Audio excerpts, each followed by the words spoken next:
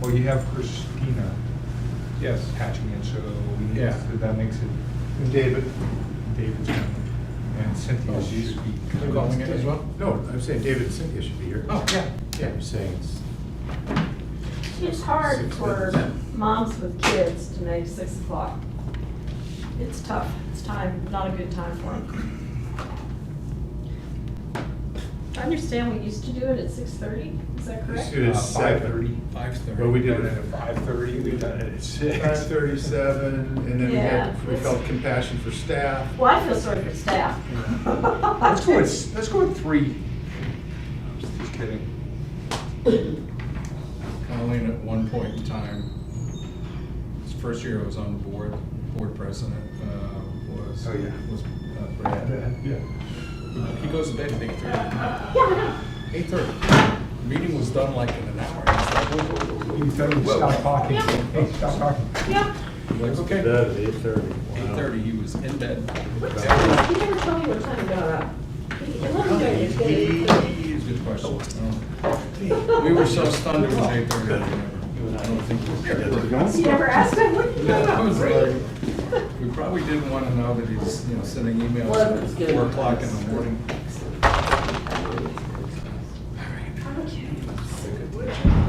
Very good. This.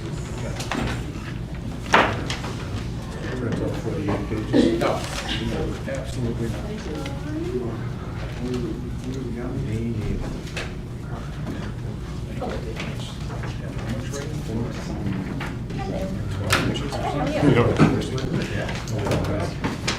Technically, the crowd doesn't have to be there. It's true.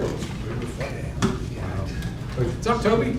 How's it going? Good, brother, how are you? I'm here, you know? Gosh, there you go, it's a good thing. You know? Shrunk my How cheese. are you? Just ate one How are you?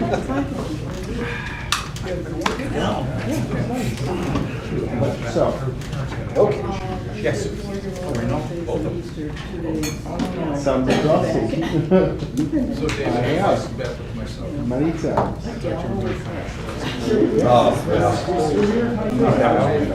Busy. Thank you. I'm gonna use my phone.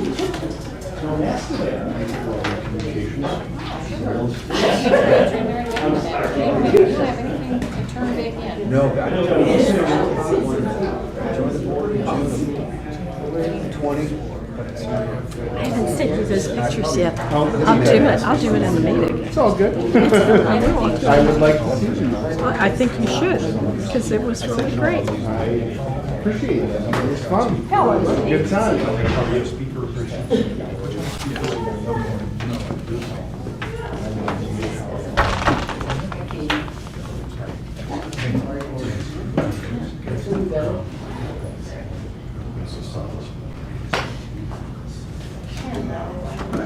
There you go.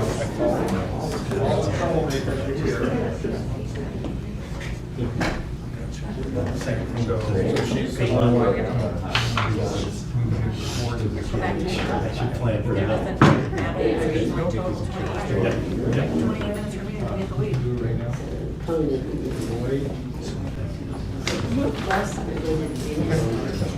Hey, Toby.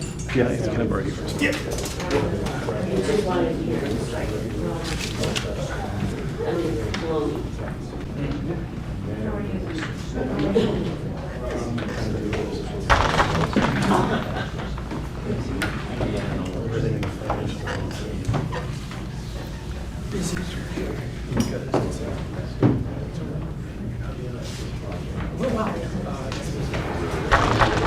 Yes. I went on vacation. I got to write this initial So paragraph. it's all like obscure. Contingency, long sections. So I believe I did. So, on top of it. Okay. And I knew you were gonna ask me. Are they like? Well,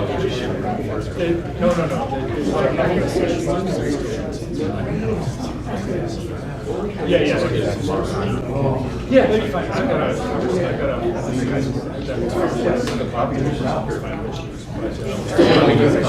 We're still waiting for some IMR. Skip away. We've got it. They identify anything. Nothing, no materials to They're land constrained. That's another. I don't know. Well, you know, Or repeat. I hesitate to do that at some point, because it's a lot. It's all good. Cautious about this. So what are we doing? So these 4 days. Courtney, she's got married.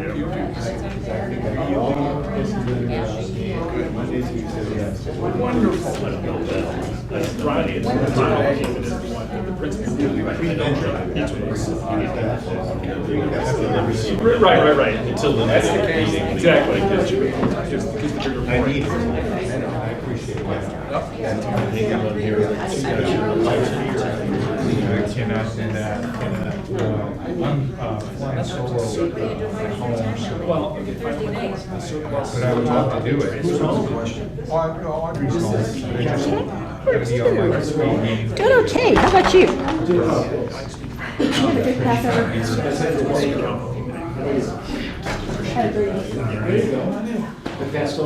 Yeah, passed over.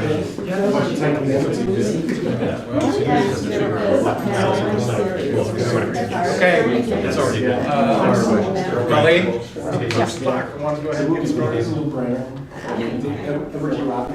Yeah, so I can make the announcements. Okay. All right, thanks, everybody. It is 6 o'clock, and we have a really healthy and strong and long agenda tonight, so I really want to get going. And so without any further ado, here are the announcements.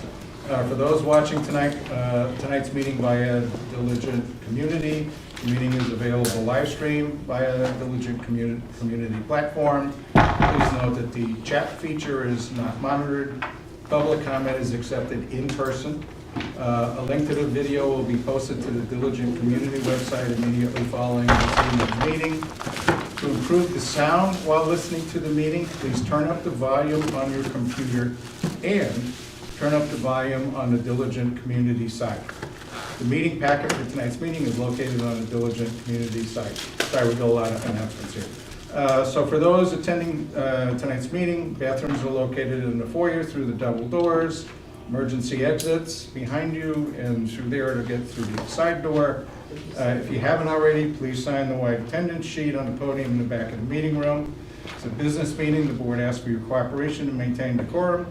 Please be considerate and refrain from interrupting board members and other speakers.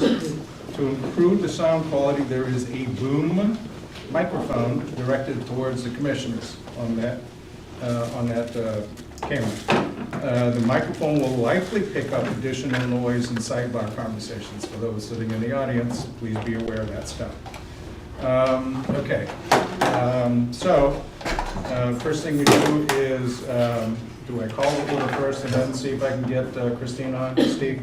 Yep. If you could delay about 10 seconds, Yeah? I think Cynthia's. Oh, Cynthia's on her way. All right, so does someone have a clean joke? No, No, does. she is. It's okay. All right, right on time for call You missed to the order, announcements. Cynthia. Yeah, But you're on time. but there'll be a quiz later, Cynthia. All right, so call to order the April 13th, 2023 meeting. Roll call, please. Commissioner Archambault? Here. Commissioner Lesson? Absent. Commissioner Rapp? Here. Commissioner Root? Here. Commissioner Seaman? Here. Commissioner Toto? Well, we have- And Commissioner James? Here. Okay, so can I have a motion to allow Christina Cotto to attend the meeting via phone? So move. Second, please. Second. All those in favor say aye. Aye. Any opposed? Okay. Christina, you're in. Okay. Thank you. You're welcome. All right, so again, I want to repeat, we have a really large agenda tonight. There are people here I know are going to want to speak. So I don't think any of us want to be here deep into the night tonight. So a couple of things. One, I'm going to ask if you want to have comment, just please raise your hand. I'll have your comments. The other thing I would implore you is please keep the comments succinct and not ramble on. And I will tell you, if I feel it's starting to go too long, I'm gonna kind of wave at you, and I don't really want to be that nasty guy that says, okay, we're done, we're gonna move on. So if we can keep that in the back of our mind, hopefully we can get through this with some efficiency.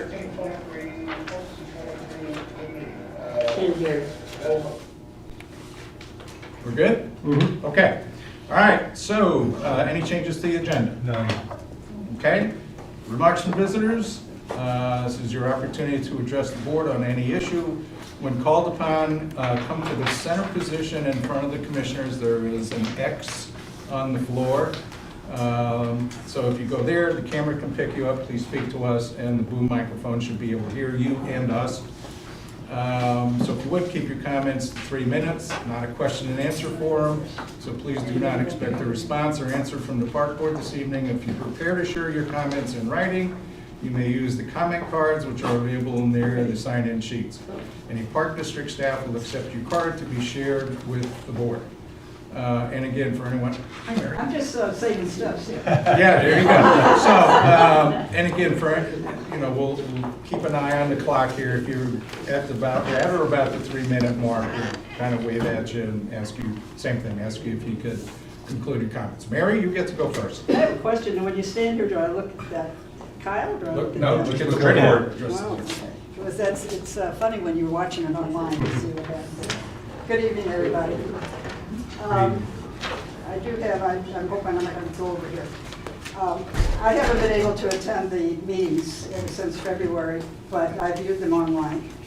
And at the March 23rd meeting, Commissioner Seaman was not able to attend the meeting, and he requested that a statement be read by Commissioner James, President James, as to his views on the current Elder Centennial Project.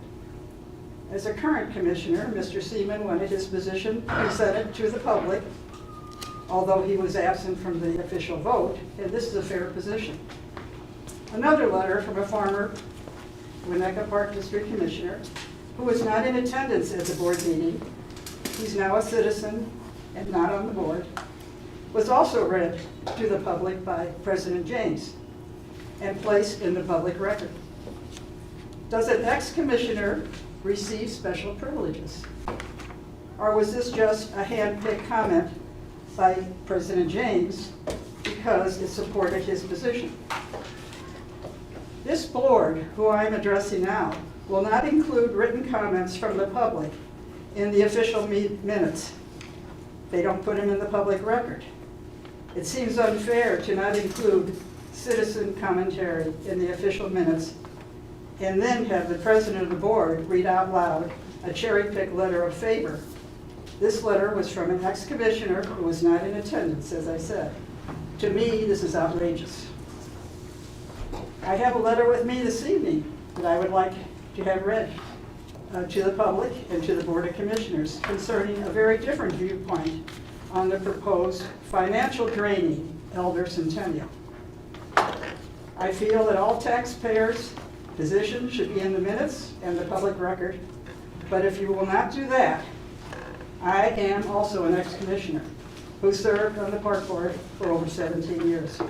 So I hope Mr. James, President James, will keep the precedent he set so that my thoughts can also be included in the public record. So I have this to be read, and I thought maybe you'd like to read it for me, President James. If Even you're though here, you're please not the read it. president tonight. Okay? If you're here, please read it. Well, if you read it, it'll be put in the public record.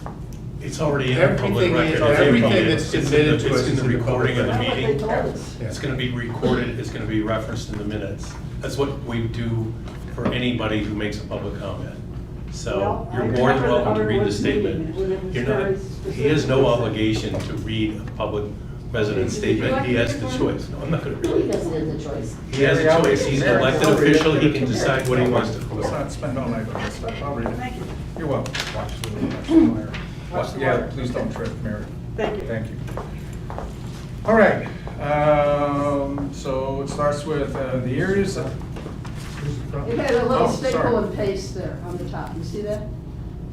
Not Yeah. cut and paste, staple and paste. Yeah, I'm gonna just read what's on it, Mary, so. Okay. So for the record, this is a statement This of is a from you, citizen. Mary, specifically, right? Okay, Yes. Yes. not Mickey's statement. No, Just this is so it's clear. a letter from Mary Garrison that I'm reading on her behalf. Okay, commissioners, please open Elder Beach for the 2023 season. Make sure that the areas in question are safe. The areas that need some work can be roped off or fenced for the 2023 season. How many years has this beach been closed? Since 2018 or 2019? Babies are now walking and in kindergarten. High school kids are moved out of town and are at college. People who like to use the beach have passed away, yet Elder Beach remains closed. Repairs should have already been done and repairs now must be done. It has been too many years and too many excuses. The closed beach has become more dangerous in these unattended years as it is a great quote-unquote hangout. The Park District has been very lucky to have no major issues at the beach. None of us want someone injured. It would be a travesty if an injury occurred because of lack of repair and maintenance. Furthermore, such an injury could cause major liability for the Park District and Winnetka taxpayers. Open Elder Beach goers in 2023. Again, open Elder Beach for the 2023 season. Do not sell or trade the public's precious land. Again, do not sell the public's precious land. Winnetka Park District mission statement states it all. Follow the mission. No trades of parkland and no selling of parkland. People seek out Winnetka because of lifestyle and services, schools, library, parks, and recreation. The Winnetka Park District has been recognized nationally as a top park district for its population. Let's continue to keep our lake pristine, our parks for all, and provide activities for all people. Our lakefront is not just for a few. Open Elder Lane Beach for the 2023 season, Do not sell or trade our parkland. Lake Michigan and our parks are our most precious asset in this community. The lake and the parks are not replaceable. Open Elder Lane Beach. Keep our parkland, no trade, no sale. That's end of the letter. Okay? Okay, who wants to go next? Randy, go ahead. Okay. Miss seeing you guys. It's been a while. Warren, I've seen you, but not you. I have a couple of subjects. Yes, sir. I'm sorry? Randy Witcher. Oh, Randy Whitchurch. Thanks. I live at 143 Fuller Lane. I have a couple of subjects I'd like to address. One of them is Elder Lane Beach. Starting a $7 million project to renovate Elder Lane Beach this summer is a bad idea. It commits us to a design concept that is, at best, controversial, and at worst, lacks community support and commits us to an additional expenditure to implement a similar design concept at Centennial, for which there is no money. Additionally, it turns Elder Lane Beach into a construction zone that extends for another year the closure of this beach, which has lasted already for at least 4 or 5 years. It also adds another massive construction project to southeast Winnetka on top of Ishbia's 68,000 square foot mansion and the new home being built directly across Sheridan Road from Centennial. Enough is enough. What the community does support is opening Elder Lane Beach for the summer season of 2023. Clean up the sand, fence off the pier and damaged gabion baskets, fix and clean the beach house, and open the beach. Get clarity on the status of 261. Present a design the community supports, along with a budget for the entire project that we can actually afford, and don't move ahead until then. My second subject is the subject of the land swap. Stop it. Apparently, a group of philanthropists has offered to buy 261 and donate it to the Park District. If Mr. Ishbia doesn't accept their offer, the district should work with the village to invoke eminent domain. Above all, stop negotiating with Orchard 2020 and kill this ill-conceived transaction.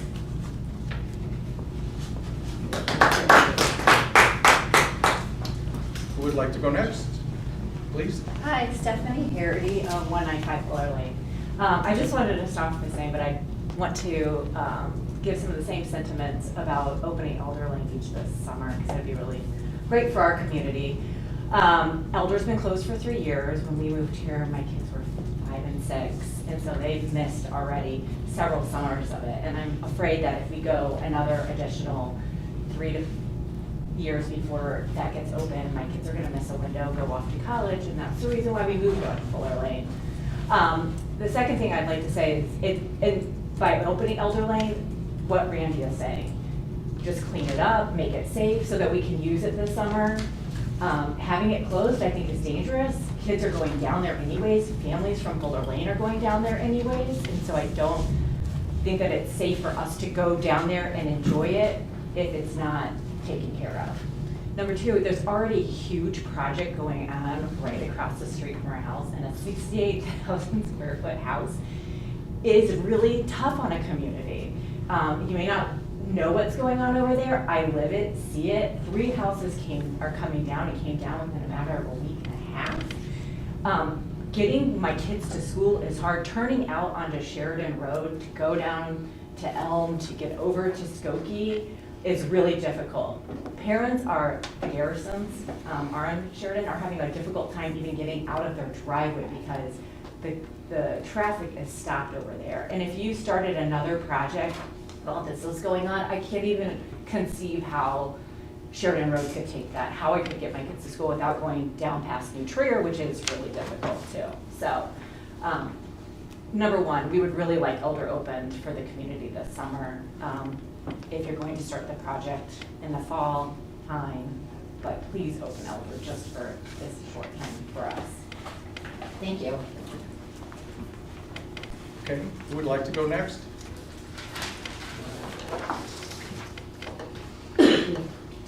Linda Welch, thank you for everything that you do. I have one concern about Elder. Everybody that I've heard that's come here wants Elder to be a swimming beach, but I've recently been informed that the plans for Elder are that it become a boating beach. And I don't know if that's correct, maybe it's not. I'll read more of the data, but everybody who's come here wants their kids to swim at the beach. So if the broad plan is to have a second beach with a marina for paddle boards and sailboats, it's concerning to me because we already have one, and I think the swimming beach would be better served. And I just served, and I want to reiterate that if we have an opportunity for a private citizen to offer to buy 261 and have no exchange agreement, I think that's an amazing thing. And if you can work to see that that happens, I think it would be great. Thank you. Thank you. Okay, who would be next? You go. Oh, you go. It's a Alan husband Welch. wife thing, yeah. 890 Willow Road. I'm concerned with the scale of the development that is being proposed for Elder and Centennial. If you start on Elder and you can't get Centennial through for whatever reason, it's not going to work. That is the wrong place to put the first breakwater. You're going to need all 3 breakwaters, and you don't have it all together. You don't have the finances for it. You need to start with the money, get the money together, and then start all the jobs, because it's one big project. Don't try and do it piecemeal. It's not going to work. Katie? So sorry, who was the previous speaker? Helen Welch. Thank you. You're welcome. Sorry. Welch. Go to the And now it's Katie. Hi, it's Katie Stevens. How are you, Christina? That doesn't count as my 3 minutes. So my question is, how much does this cost for the whole project, not piecemeal? You owe it to the public to go to referendum like every other district in this village. If you do a $7 million wall, it'll be another $7 million wall, that's $14 million. The public needs to decide where their tax dollars go. David, we don't have the money to do 2 walls, let alone 3 walls, 4 walls, 5 walls with popcorn walls. The public wants their views, we want no walls. With the lake at 577 feet and going down, they will be unsafe and mammoth. from 577, and you know, an aerial view, as we've said, is really hard to understand. 585 to 591 is 14 feet. Don't make me bring my wall back. We want the beach for swimming, all of it, and a 171-foot dog beach. We have a paddleboard beach, and on any given day, and I'm out there all the time, there are 5 to 10 paddleboarders on a weekend. The village has offered you a 150-foot parcel for dogs at Tower Road, and so don't give the dogs, it's $28 million of land at 271 feet. Then we're gonna build, what I saw at the workshop is a dog wall that goes out, and then that blocks the view for the entire beach. We want 2 walls at either end with piers, where we can walk on them, where we can use them, where we can see. But most of all, we only want groins, or even better, piers to walk on. The homeowners bought next to a park, and for God's sake, the lake is going down. Revetment and groins have worked for 70 years. Revetment is what works. And never have I seen a revetment option, which we've asked for 2.5 years. I also waited 3.5 hours to make my comments last month. I am asking for Joe Dooley's comments to be stricken from the records, although I love Joe Dooley. You read a letter on his behalf when at the first meeting today and every other meeting, you said you will not read or take comments from anyone that is not in attendance and not on Zoom. And that is wrong, and Steve Adams, I want it stricken from the record. It's not wrong, but It is wrong. It is so wrong. This is their meeting. So all of them No, Steve. would have brought comments. I mean, Susie Schreiber, Mary Garrison, I guess they'll bring one every week then. So we have several past presidents that would have done that.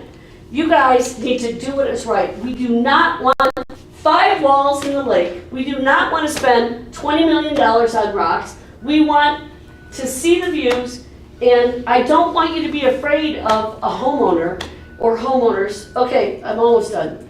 So we've been saying this for 2 years. If there's any way to get out of this deal, you need to get out of this deal. This is so wrong for the public, and you bring the only positive comment and the only positive person at the workshop. It's not fair.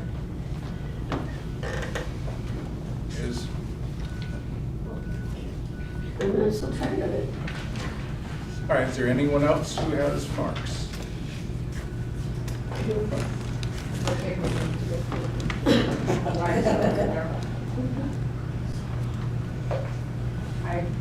Again, thanks for your time and what you do.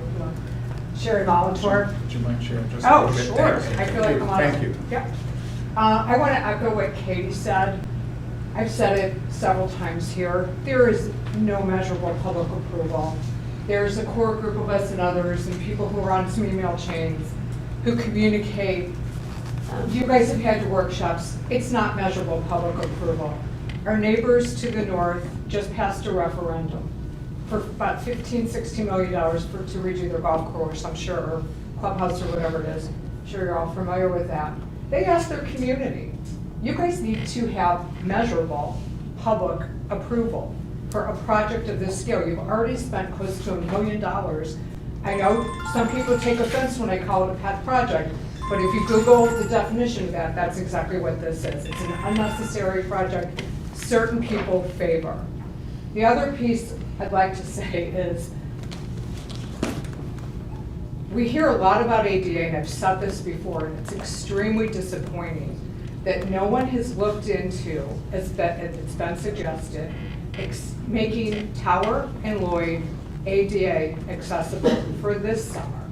We have a road that goes down to Tower, a road that goes down to the boat launch. We have boardwalks all the way down there. And no one has checked it out, right? Am I right? I guess you can't answer me on that. But I implore you to consider that could be a solution that could be done maybe even this summer. Thank you. Anyone else would like to share some views with us? My name's David Stevens, 333 Sheridan Road, so I'm just north of the Elder Lake Beach complex. I'm sorry, hang on. Katie, would you mind? Okay, thanks. I went recently to the open house to try and get some clarity on the project in my own mind, to try and understand what the park board was trying to do. I came away scratching my head, frankly.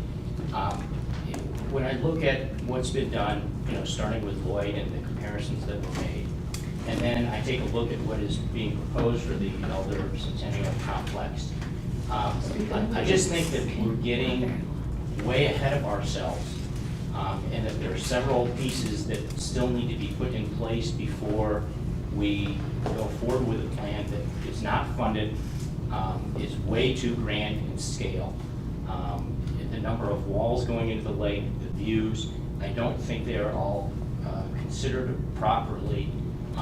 And I do believe that we need more of public input and a referendum for the total public, rather than the group that is the active group that comes here. So I would really appreciate Park Board listening to the views. I've come to several meetings. I have not heard less than 5% of the comments, and that's generous, in favor of the proposed action. And yet it still seems like it's going forward. So that's why I'm scratching my head as I leave some of these meetings going, I'm not understanding where the disconnect is between what I hear the public wanting and what the park board is moving forward. So I would urge you to reconsider the actions that are being taken. Thank you. Mickey, excuse me, could Yes. I ask you to please ask people to speak up more? Those of us who are behind people like this gentleman, we can't understand anything he's saying. Okay. And we'd like to. Sure. Would you like to go next, We need a Alexander? microphone. What? Would you like to go next? Do you have any remarks? No, I don't know, I just want to hear what Yeah, everybody I got else you. wants to say. Okay, anyone else? Irene? For those who just heard Irene, please speak up. Hello. Here we go. Can you hear me? This will be very brief. I agree with everything that has been said today. We keep hearing that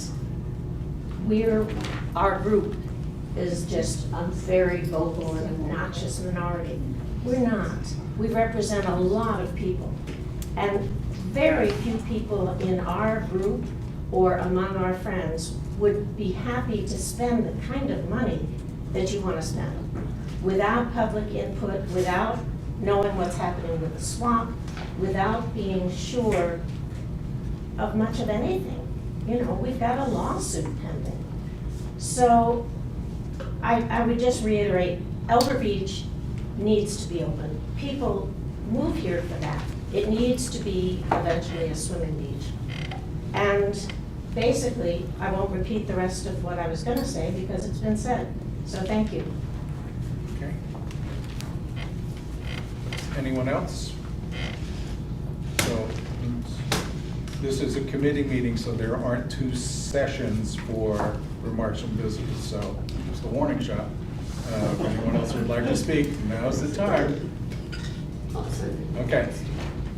All right, we are going to move on. And for those in the audience, I want you, again, it's a long agenda tonight. So we won't take it personally. If you get tired and you want to go home, we understand, because again, I think we're going to be hunkered down for a while.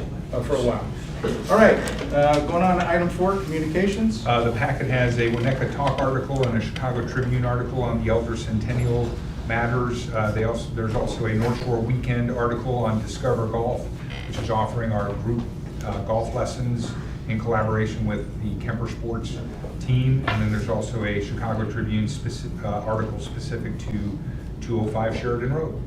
We have some additional articles that we recently received that will be in our April 27th packet. Okay. Can I just make a short comment on communications? Just say that it was such a joy to see the egg hunt on the front page of the Winnetka Talk today when I received it. So I know that'll be the next packet, but since it was a joy to see a happy kid and participant activity on the front page. Okay, anything else, John? Nope. Okay, we're gonna go on to agenda items under number 5.1, proposed process to update the Winnetka Park District Personnel Policy Manual. Mr. Peterson? So we are in the middle of a process of reviewing the Park District's Personnel Policy Manual in its entirety. The board recently voted on 3 changes or additions to the Personnel Policy Manual: the Identity Protection Policy, the Whistleblower Protection Policy, and the 1-day rest and 7 workdays policy. But those are just initial amendments or changes, or in this instance, additions. The Human Resources staff, which is comprised of Lynn Seebacher, who's a part-time Human Resources assistant, spent a large percentage of her career with the Skokie Park District. And then we have, obviously, Beth Dostert, who spent time with Hewitt, as well as the Skokie Public Library. Both of them have significant HR experience.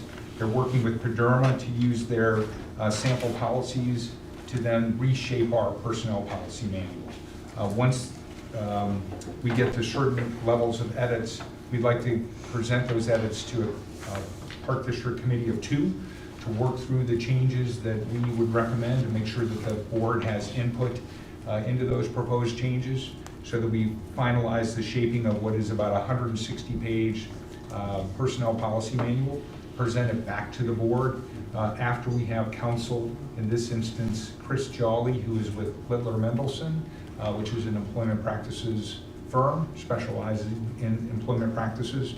So he'll take not a 30,000-foot view, but maybe a 25,000-foot view. We don't need a deep dive necessarily. There are 3 attorneys, by the way, with Pederma, who have shaped their best practices policies. So we have a lot of expertise going into this. But we're proposing that the board provide a committee of 2, either now or after the board evolves in late May, to assist us with this process. So we're just looking for any input on the proposed process, nothing necessarily to vote on. So any comments, we'd be happy to take those tonight or after the meeting. Anyone have a comment? I'm more than happy to help when I step off the board, if that's doable, allowable. I got some time on Thursday nights.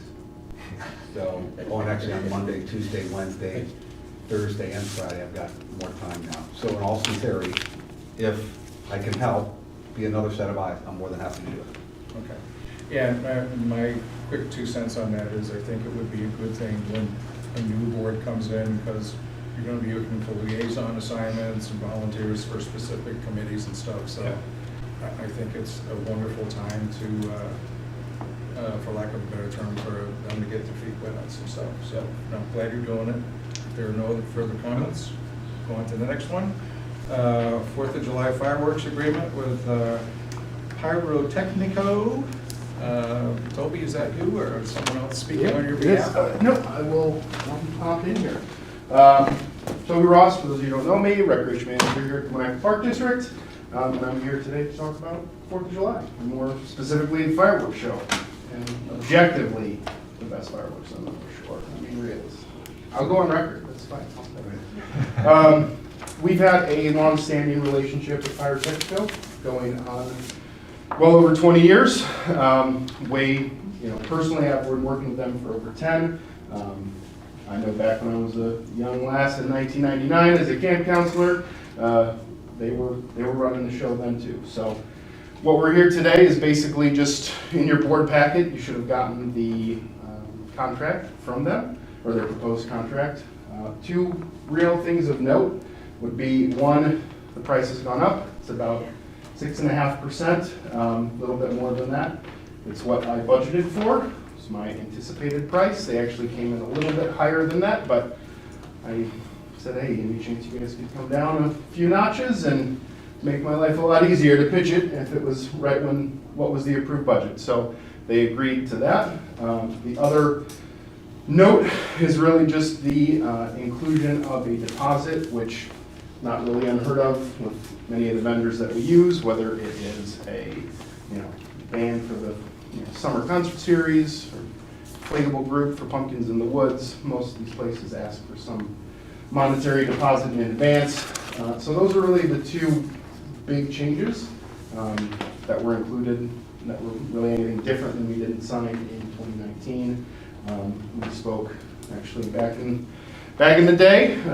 Myself, John Shea, actually even Steve Adams was present for this conversation, and even though it is over the threshold where we normally would need to go out for a bid or RFQ, RFP, whatever you want to label it as, because of the nature of the services and the time that we've been, the amount of time that we've been working with them and the happiness that we have, we do not need to go forward with that formal process.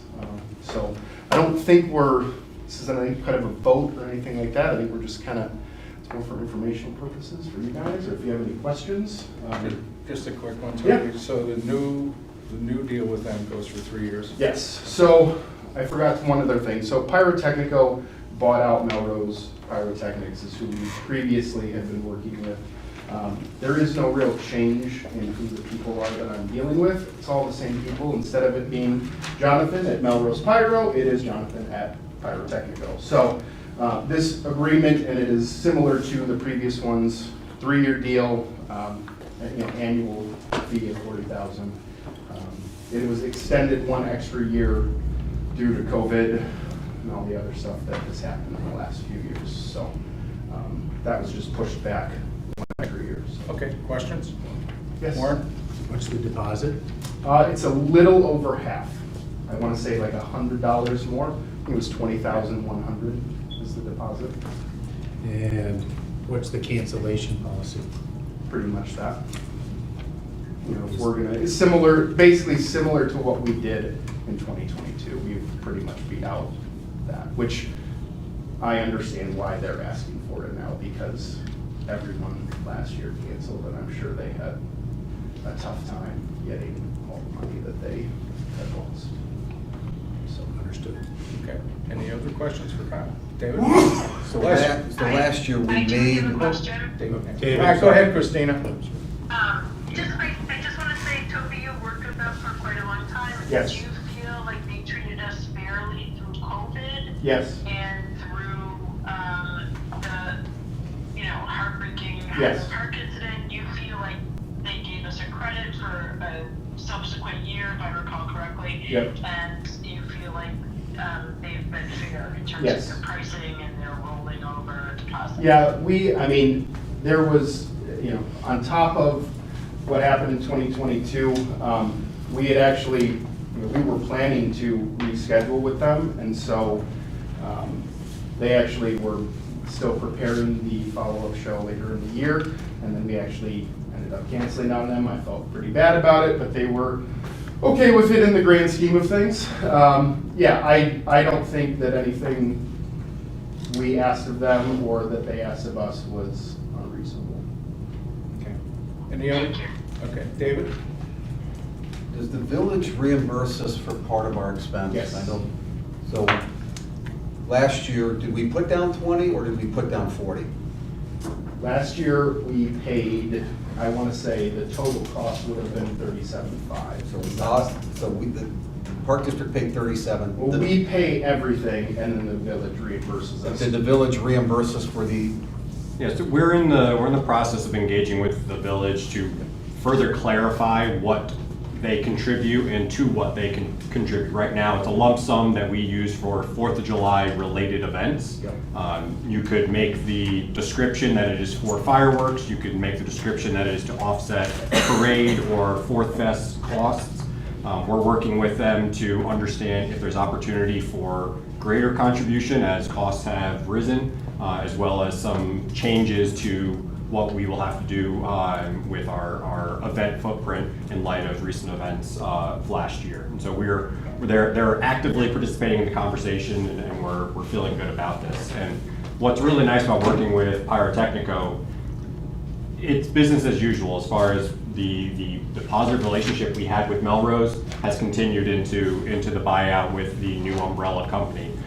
Toby has a fantastic relationship with them. They work very well with us. They're not looking to, I think, take advantage of the village by any means. They're trying to make sure that they have a sustainable model. But I think it's a really great situation in that we know this year's performance will be different than subsequent years because of the stormwater project. They're working with us to make this year's performance as strong as possible, still locking in the same price for subsequent years that will have some changes on their end. So we really appreciate their flexibility. Yeah, to just go off that, this year, the plan is for an all aerial show, so there will not be as many of the low level, flares and, things like that. But we've already talked to them and said, hey, that's not necessarily going to be the case going forward. Who knows, maybe it could be, but there is some, we're not locked in just because we're spending this money and we have a 3-year arrangement, doesn't mean we have to do the show exactly as we do it this upcoming year, so. We will put this for a formal approval at the April regular board meeting. So this will be voted on as an expense beyond $25,000. But as we have an existing relationship, as Toby said, we're not going out to bid for this, and it's also a specialized service. Okay, anything else? Yes, Colleen? This is not on fireworks, but as long as Toby is here and Kyle and James is not, but I want to say what an awesome Easter egg hunt this weekend. I mean, it was fabulous. Everyone that I spoke with, I went to church Sunday, and we have a lot of young families who all came out for the egg hunt. They were so enthusiastic and so positive. Staff, you did a fabulous job. Thank you all so much. Thank you. Credit to Toby on that. Okay. Weather certainly helps. Steve, I just want to reconfirm with the bid that even though the company has been acquired, that it's still considered a satisfactory relationship. Yeah, We so are it's the completely basis clear for, good question. The basis for exempting this from competitive bidding is not because we have a satisfactory relationship. Okay. It's because we gave an opinion previously that that the contract for fireworks delivery or services is not adapted to award by competitive bidding because it involves the skill and ability of professionals that know what they're doing, and so it's not something that lends itself to lowest responsible bidder. So we gave that opinion. It's most definitely does involve professional skill and care and requires that. I was glad to hear, Kyle, that you said it's coming back to the board for a board vote on the contract once we have that worked out. But we're comfortable with not requiring competitive bidding for that service. Okay, and then just another follow-up. You guys stocked any other park district publicly available contracts to price check? Not necessarily that specifically, but I do know some of the surrounding things and whether it is their scalability. I've also been to some of the shows.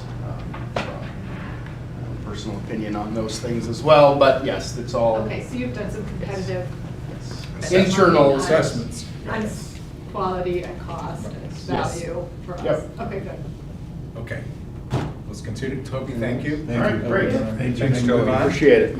Okay, for the next one, and so for board members, if you read it as part of your package, the agenda item is exchange of services agreement between Glenview Park District and Winnetka Park District. I believe as it relates to their golf facility, right? Correct. So what I'm going to suggest, because it's been signed, correct? Correct. And it's on the website, it's available unless anyone has the objection. I don't think there really needs to be discussion. This is a done deal. So if that's okay, I will continue to move on. Wonderful. Okay, surplus personal property transfer agreement. Thank you, Mickey. We have concluded the open bid process for the surplus outdoor ice equipment that was declared as surplus at a previous board meeting. The bid process was open for 12 days, posted on our website. We had 5 inquiries to receive the bid packet. Ultimately, we received 1 qualified bidder. The qualifying bid was above the minimum. The minimum was set at $7,500. The qualifying bid was $7,600. We intend to accept the bid and move forward with this property transfer agreement. As part of this agreement, all liability will be agreed upon. So certificates of insurance will be put into place. We are fortunate in this qualified bidder that He is connected to an LLC, and so this is a process that he's familiar with and able to work with us on. We are intent on getting the equipment removed as quickly as possible. And what is the rationale for the price that we put for this equipment? $7,500 is the minimum bid. If you look at each item individually, there is opportunity specifically to have potentially a larger amount of money for the chiller unit. The chiller unit is the moneymaker, if you will. But without the chiller unit, the remaining items are obsolete. And so selling this as a single unit is in the Park District's best interest. There is also the reality that the container in which they are stored will be quite the endeavor to move and have taken away from our property. So in this instance of having an interested party to purchase, take away, and do all sort of movement on it, I think is in the Park District's best interest. Okay. We're not incurring any other cost associated with this? That's correct. Okay, thank you. Any other questions? Steve? Just a quick question, and you're happy with the identity, I don't need to know the identity of the bidder, but you're happy that this is a person of substance who can deliver and execute?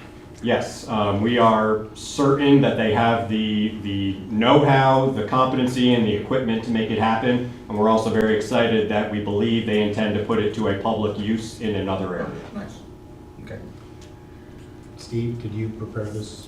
I worked with Kyle on the front-end documents, if you will, the auction notice and the terms of the transaction in detail. So make sure that the purchaser indemnifies us for any losses, costs, claims, et cetera, arising out of their movement of the equipment. Okay.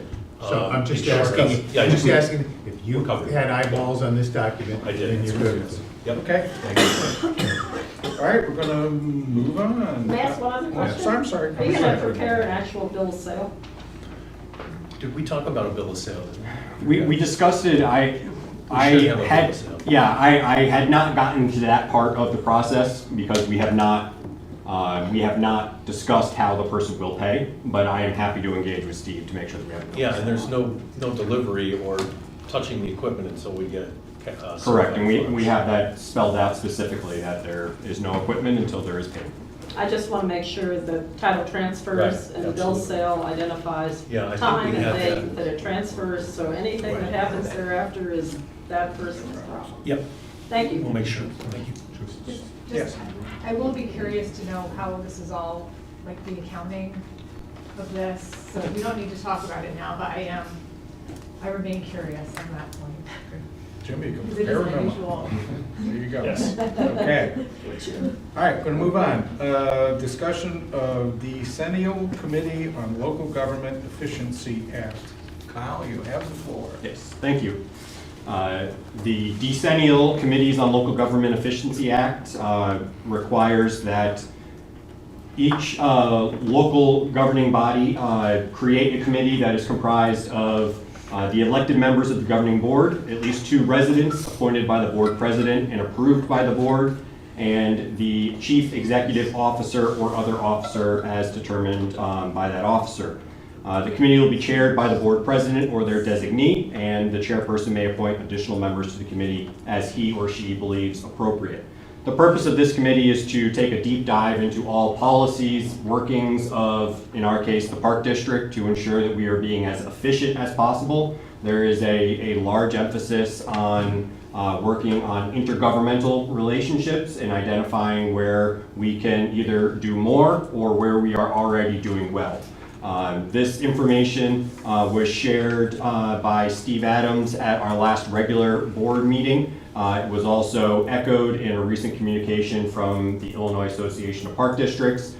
They have a number of items, including sample reports that can be put together, as well as the formalized processes that we need to go through to acknowledge the creation of the committee.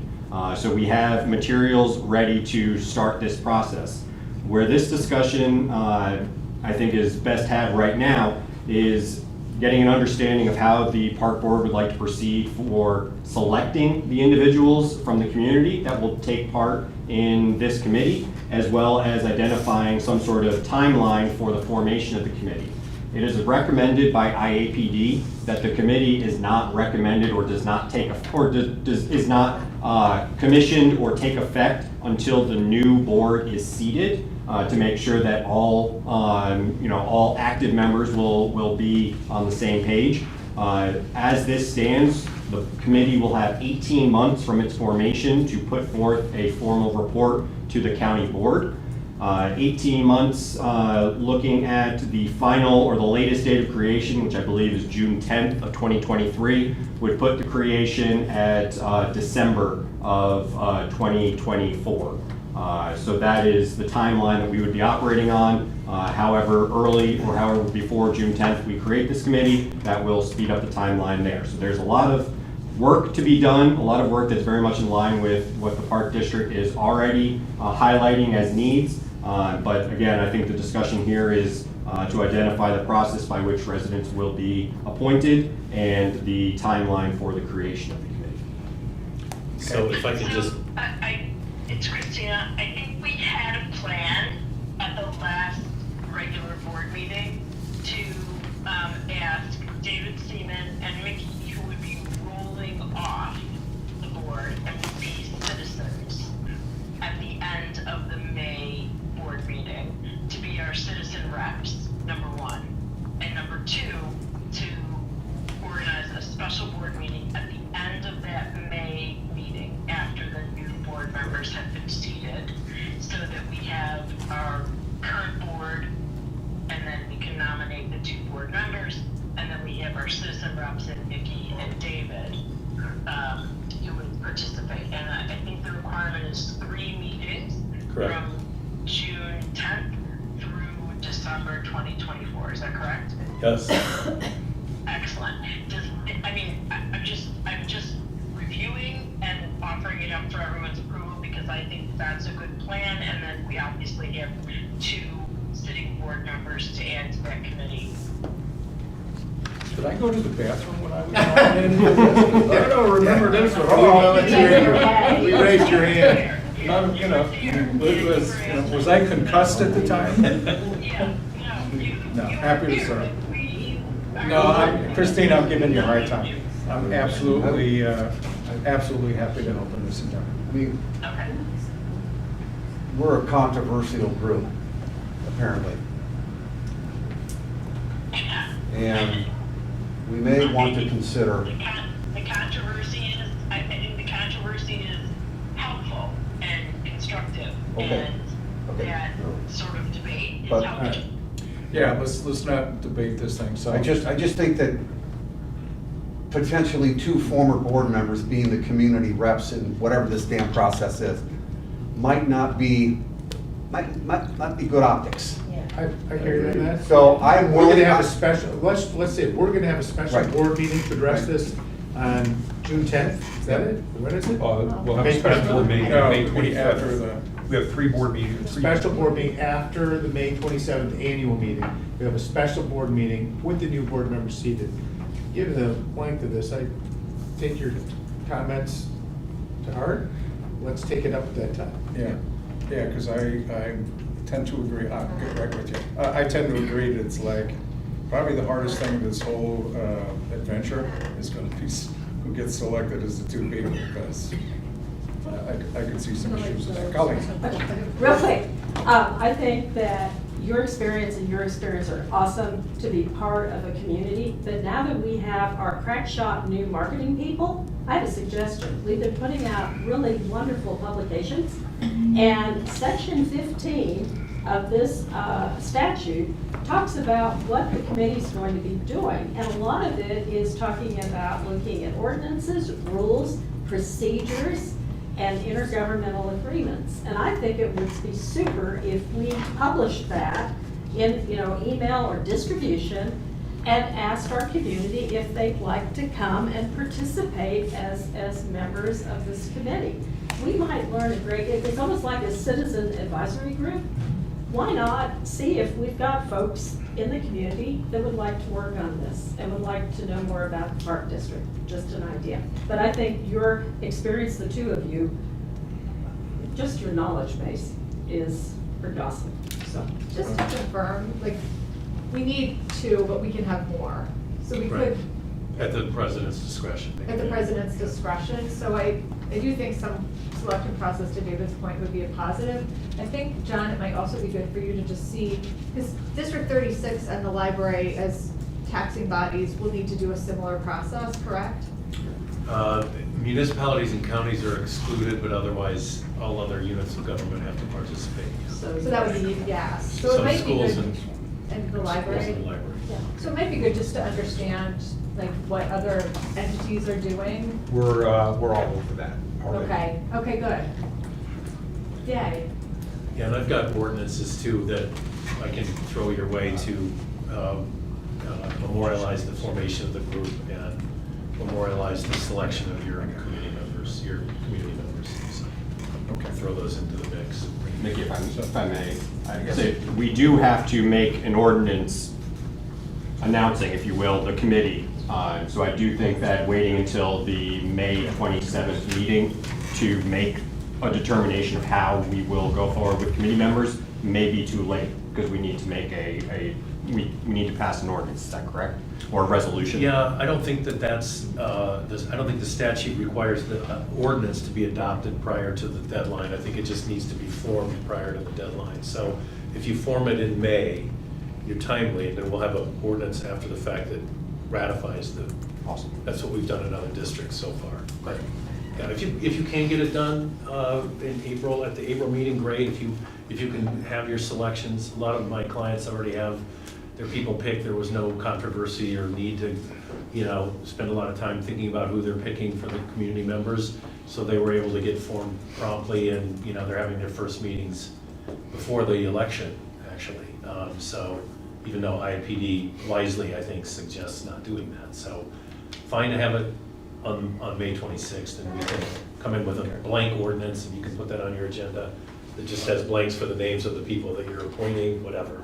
I don't want to make formal. So, I want to be clear, so we're going to have the one board meeting, and then you're going to be bringing in the new board members, to which generally in the past, it's outgoing board members waive and leave, but now you're going to want us to stay for this third meeting. Sure. It's going to cost you. No. No. Going to cost So you. No, okay. after the annual meeting, we will have a Correct. special board meeting. Correct. With the new members to Correct. finalize. Nothing like an indoctrinating right, Cynthia, Okay, no, I'm gonna hang but we around. will be soliciting some kind of applications and interviewing people in April through Warren. And then they will be presented to the board Won't be me. It April. won't be Warren. Christine? Well, Okay, so so Christina- the new officers, right. Then we'll reach out, see So if we. Christina will Well, work on, Never assume a vote. I'm happy to help with whatever application or help. Christina, I'm happy to help if you want help, I guess in short. I think it's good. I think it's good. I love the idea of David and Mickey for the institutional knowledge. And I also love the idea of just alerting people, like this is an opportunity to get involved. We need to hold 3 meetings, and it's an evaluation of the efficiency. So I don't mind,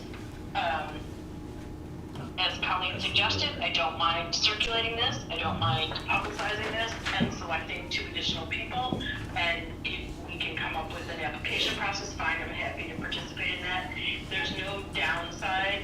The group size should be no bigger than 8 or 9. Okay, anything else on that subject? Okay, we'll move on. So I have a timeline for April and May meetings, expected motion for April 27th for review and approval of design for Elder Lane plus Centennial Park and Beach Project. Warren? Gotta get you on the hot there, you ready? Okay. Costa, why don't you go through your memo first, okay, on the timeline? Sure. Okay. The timeline or for the memo outlining the April request? Oh, all right. I'll go through that. Go ahead. All right. So included in your board packet is a memo dated April 11th, prepared by John Peterson. and it identifies following proposed list of topics to be discussed and the steps to be taken in the committee of the whole meetings and the regular board meetings scheduled for April and May. It is the intent that this board should conclude the discussion regarding the design of Elder and Centennial. Obviously, there's been a great deal of input, a great deal of discussion, and rather than put the onus on new board members to bring this to finality, it is my recommendation and proposition that we bring this matter to a rational discussion and vote as follows.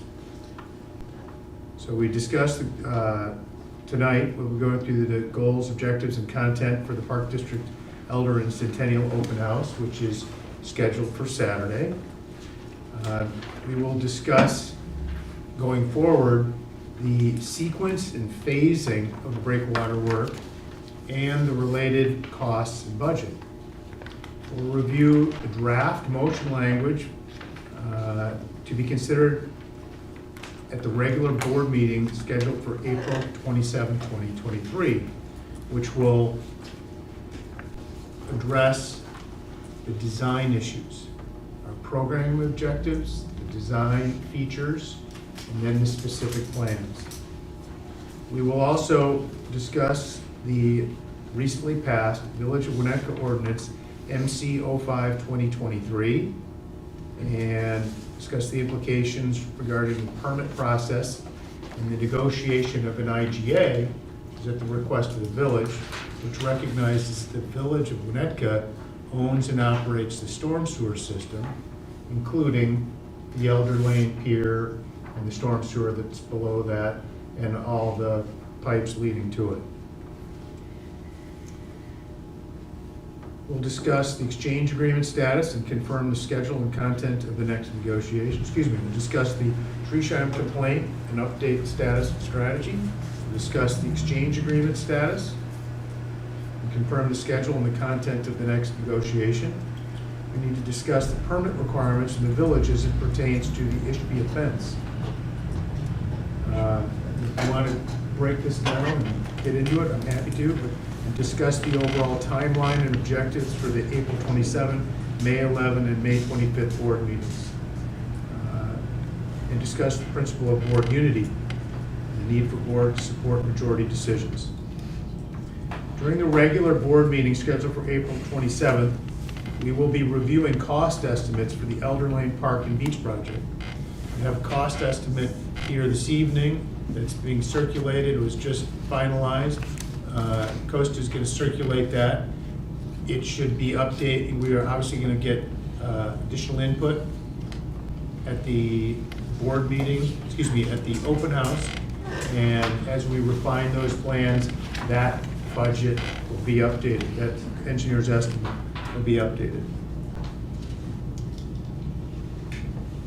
So at the board meeting of the 27th, again, we will review the cost estimates for Elder Lane and for Centennial Beach. The only one, what we have here tonight is just Elder, not Centennial, because we haven't landed on a plan. And the expectation is to vote on, consider the Elder Lane and Centennial Beach project design. And it will also authorize, instruct the staff to prepare the various permits for application. That is one step advancing this process. We know that that permit process includes a 30-day public review. It's necessitated by the nature of the permit with the IDNR and the Army Corps. And now it will also include a village review process as set forth in the ordinance. At the committee of the whole meeting scheduled for May 11th, 2023, we will review and discuss all that we've done leading up to this point so that we can assess all of the information, review the information, and develop findings of fact regarding Elder and Centennial beaches.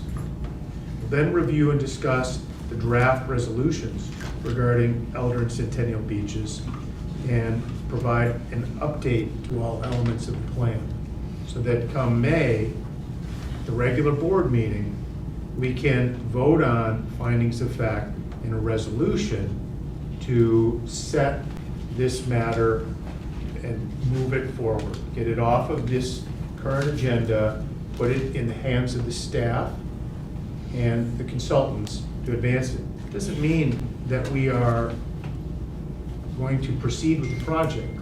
As people have pointed out, there are budget constraints.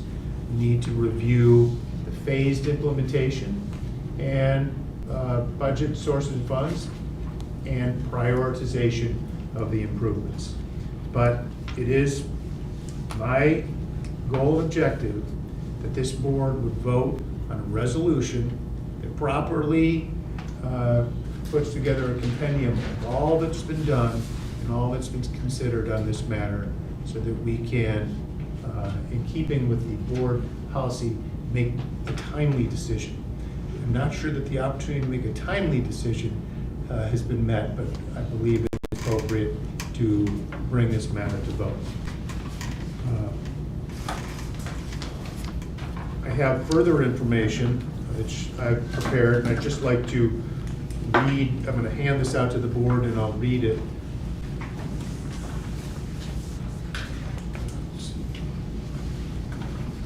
Pass that down. Yep. Pass that to staff too. So, just by way of background, and I'm not going to go all the way back. I'm just going to go back to October 27, 2022. Thank you. The Winnetka Park District passed several motions pertaining to Elder and Centennial beaches. Including among these motions were to amend the Winnetka Waterfront 2030 Lakefront Master Plan to include a dog beach at the south end of Centennial Beach, subject to the following conditions. A, shore frontage allocated dog beach shall not be less than 170 feet and not be greater than 270 feet. The dog beach area must include a secure boundary to prevent dogs from straying beyond the borders of the dog beach while off leash.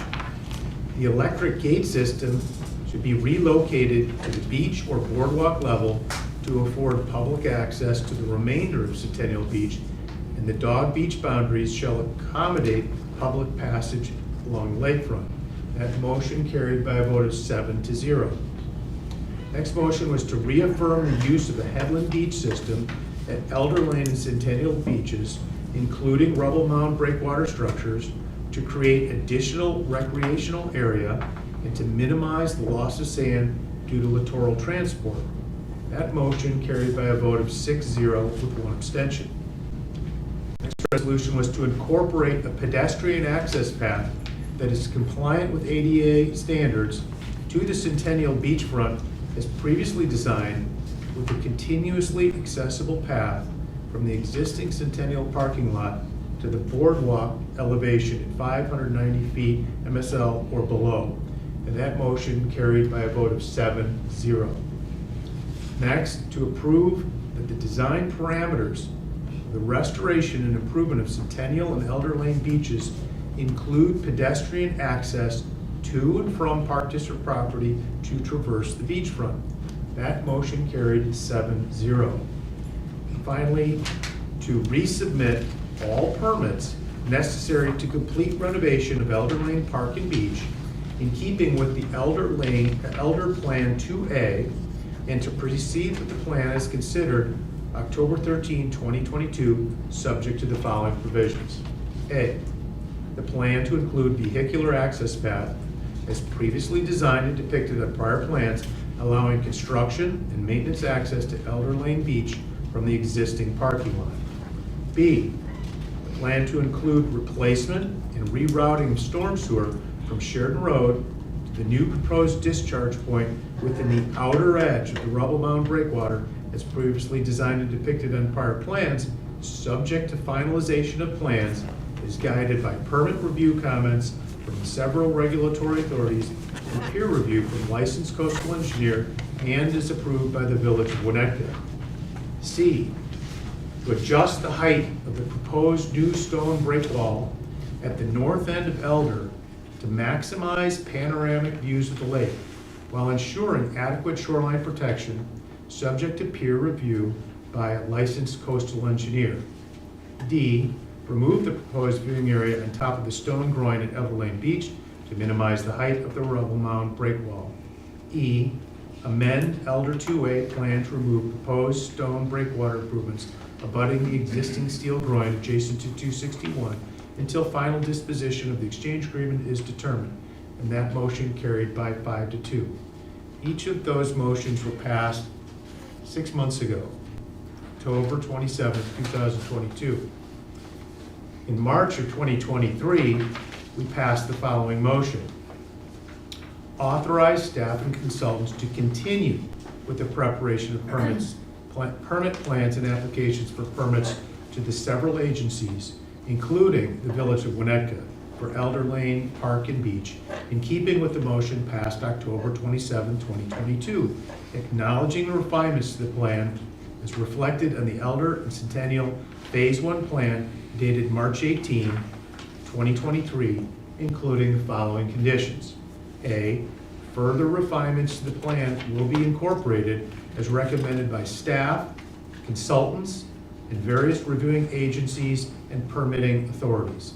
B, upon incorporating the refinements and preliminary review comments, the consultants shall prepare an engineer's estimate of probable construction costs for the improvements included in Elder Phase 1 and shall submit the estimate for board consideration. C, the proposed stone breakwater improvement abutting the existing steel groin adjacent to 261 Sheridan Road was reincorporated in the plan as recommended by the consulting engineer to address safety concerns and prevent erosion. D, recognizing the storm sewers owned and operated by the Village of Winnetka, the Park District shall enter into an intergovernmental agreement with the Village of Winnetka that addresses the rights and responsibilities of each party with respect to the removal, relocation, and improvements to the storm sewer. And that motion carried by a vote of 4-2. So before you go to the next outline, Warren, so the public engagement looks like historical. Yes. This meeting happened here, this meeting happened there, that's what was discussed. So were you okay not having that read? So we I can think it's continue important. on? I think it's important to. There's a lot of people listening at home, and I think this audience showed up and they're listening. And I think it's important that we go through Understand. this. So this is going to take another 10, 15 Yeah, minutes. Horace, may I ask a question? Sure. Are you going to have this posted at your open house on Saturday? This is a draft. This is my. No, my point in saying this is I kind of concur with Mr. Archibald that, you know, if this is going to be posted and if this is going to be put on the website for everyone in our community to see, I don't see the need to sit here and take the public's time and the board's time for you to read word for word. I do think that it might be appropriate for us to have some questions on your timeline for certain elements that we're supposed to discuss tonight, but Costa may cover that already in whatever presentation he has. Yeah, I mean, this is really well done. I mean, it's a good history. It's got all the information. If it's a draft and you want people to review it and get your comments back by tomorrow, so be it. And if you could have it as part of Saturday, that'd be great. It's there for everyone to read, and it'll be posted. In deference to time, I'd very much like to read this, but I'll defer. Just note that there's a page of public engagement that speaks to the 10 regular board meetings, the 7 committee meetings, the 2 special board meetings, the chats with commissioners, the open houses, and the workshops. And then going forward, want to identify the objectives, the program elements, non-motorized boating, including stand-up paddleboards and kayaks at Elder Beach. That was part of the Lakefront Master Plan adopted by prior board in 2016. Swimming. With all due respect, Warren, Yeah. I believe the 2030 plan had non-motorized boating at Elder, but it also included swimming at Elder. And as I understand, the No. change now is that No. there will be no. Please, may I swimming. please read? You know what, Yeah, let's honestly, conclude. Let's go. I know what's in the document. And so do I. Yeah. Swimming at Centennial Beach. It was paddle boards and kayaks at Elder and swimming at Centennial. And the intent was to move the swimming further away from the stormwater discharge and to recognize that a larger beach typically accumulates on the north side or the windward side of a groin. Thus, we would expect more sand to accumulate there. What we did do in October, in response to many comments that we received, was to reconsider the plan and place an off-leash dog beach at the south side of Centennial Beach. And that was previously referenced. So the design features will include the Headland Beach System, which was already referenced, the ADA accessible path, pedestrian access to and from the park, the relocated key card operated gate, the public access to the remainder of Centennial, the vehicular access path, and the Elder Lane storm sewer discharge. Just woke us up. Yeah. Detection. Okay. Something with a train horn on the car. Yeah. So, out of deference, again, in time, would ask that each of the board members read through the proposed motions. They address, the design elements to be considered, and it also discusses the need to obviously continue the permit process. It's going to be further refined. It's going to be subject to financing capabilities and further budget and schedule. Okay. Thank you, Warren. I would like to move on if we can. Unfinished business, Elder Lane and Centennial Park and Beach Project Open House. Costa? Mr. Chairman, Oh, sorry. before we move on, I think I need some clarification of the items that were identified this evening to be conducted in the committee of the whole. So are we going to have later on in our agenda some discussion of these items? Well, if you want to put a motion to that, we can certainly, that's something we can vote on, so. I'm trying to get some I'm sorry, can you clarification restate it? here. I don't understand what you're saying. Okay, in your summary, in Mr. Peterson's April 11th memorandum, he has items that will be scheduled for the committee of the whole meeting this evening. And one of them is to discuss sequence and phasing of break funding work and related costs and budget. Costa, are you going to cover that later? I will talk through elements of that, but not Okay, in thank its you, entirety. right, okay. And then we are also discussing the Shreshan complaint and update on status and strategy. Are we doing that That will be an tonight? executive session. Okay, thank you for that, okay. And then permit requirements for the Ishbia fence. I'm not sure I know what that is. Are we going to talk about the Ishbia fence here? I do want to clarify, that was a memorandum that you sent to me. It was a topic of discussion, and to clarify, the Ishbia fence issue has nothing to do with the property exchange agreement.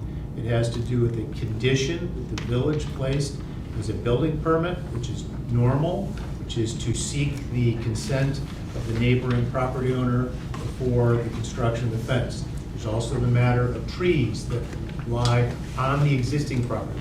This is not the proposed swap. This is the existing property line.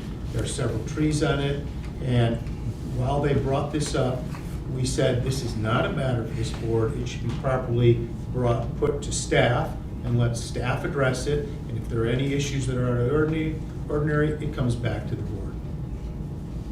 Well, I would think that the focus and interest of the community with respect to what is happening at Centennial would cause us to want to see anything and everything associated with a fence, wherever it may be, and with anything to do with trees that may have to come down, have to be replanted. I would like to suggest that this be brought back to the board with all of the particulars. And I'd like to have it posted on an agenda for people to see in the public. That's my recommendation. That's reasonable. Just, it shouldn't come to us first to negotiate or work through. It's a staff function. I think that depends on what the issues are, Mr. James. I think that depends on what Costa? the issues are.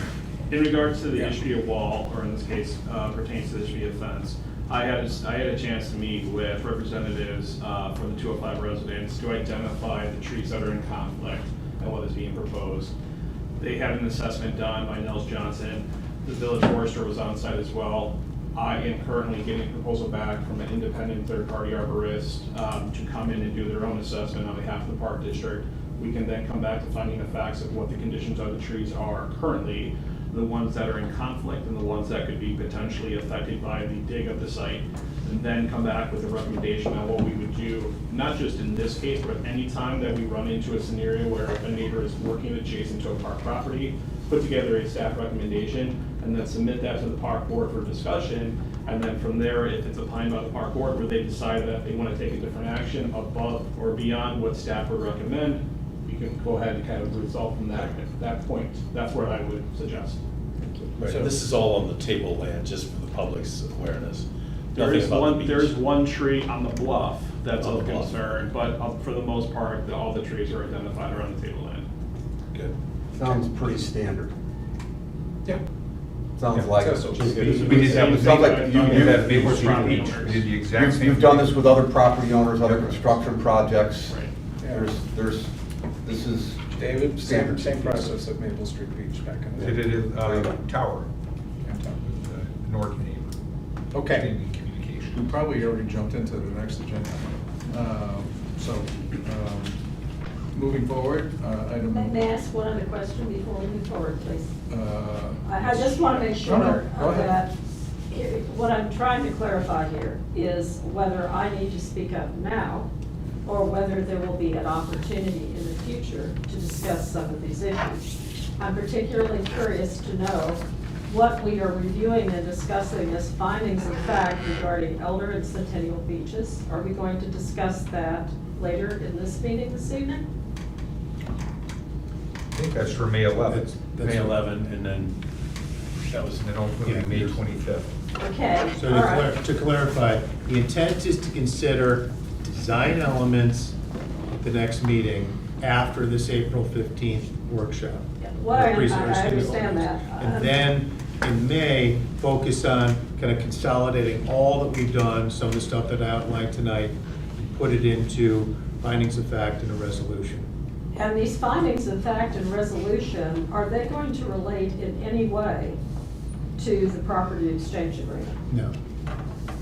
They will have no bearing whatsoever. We're not trying to restate history with respect to anything, is that correct?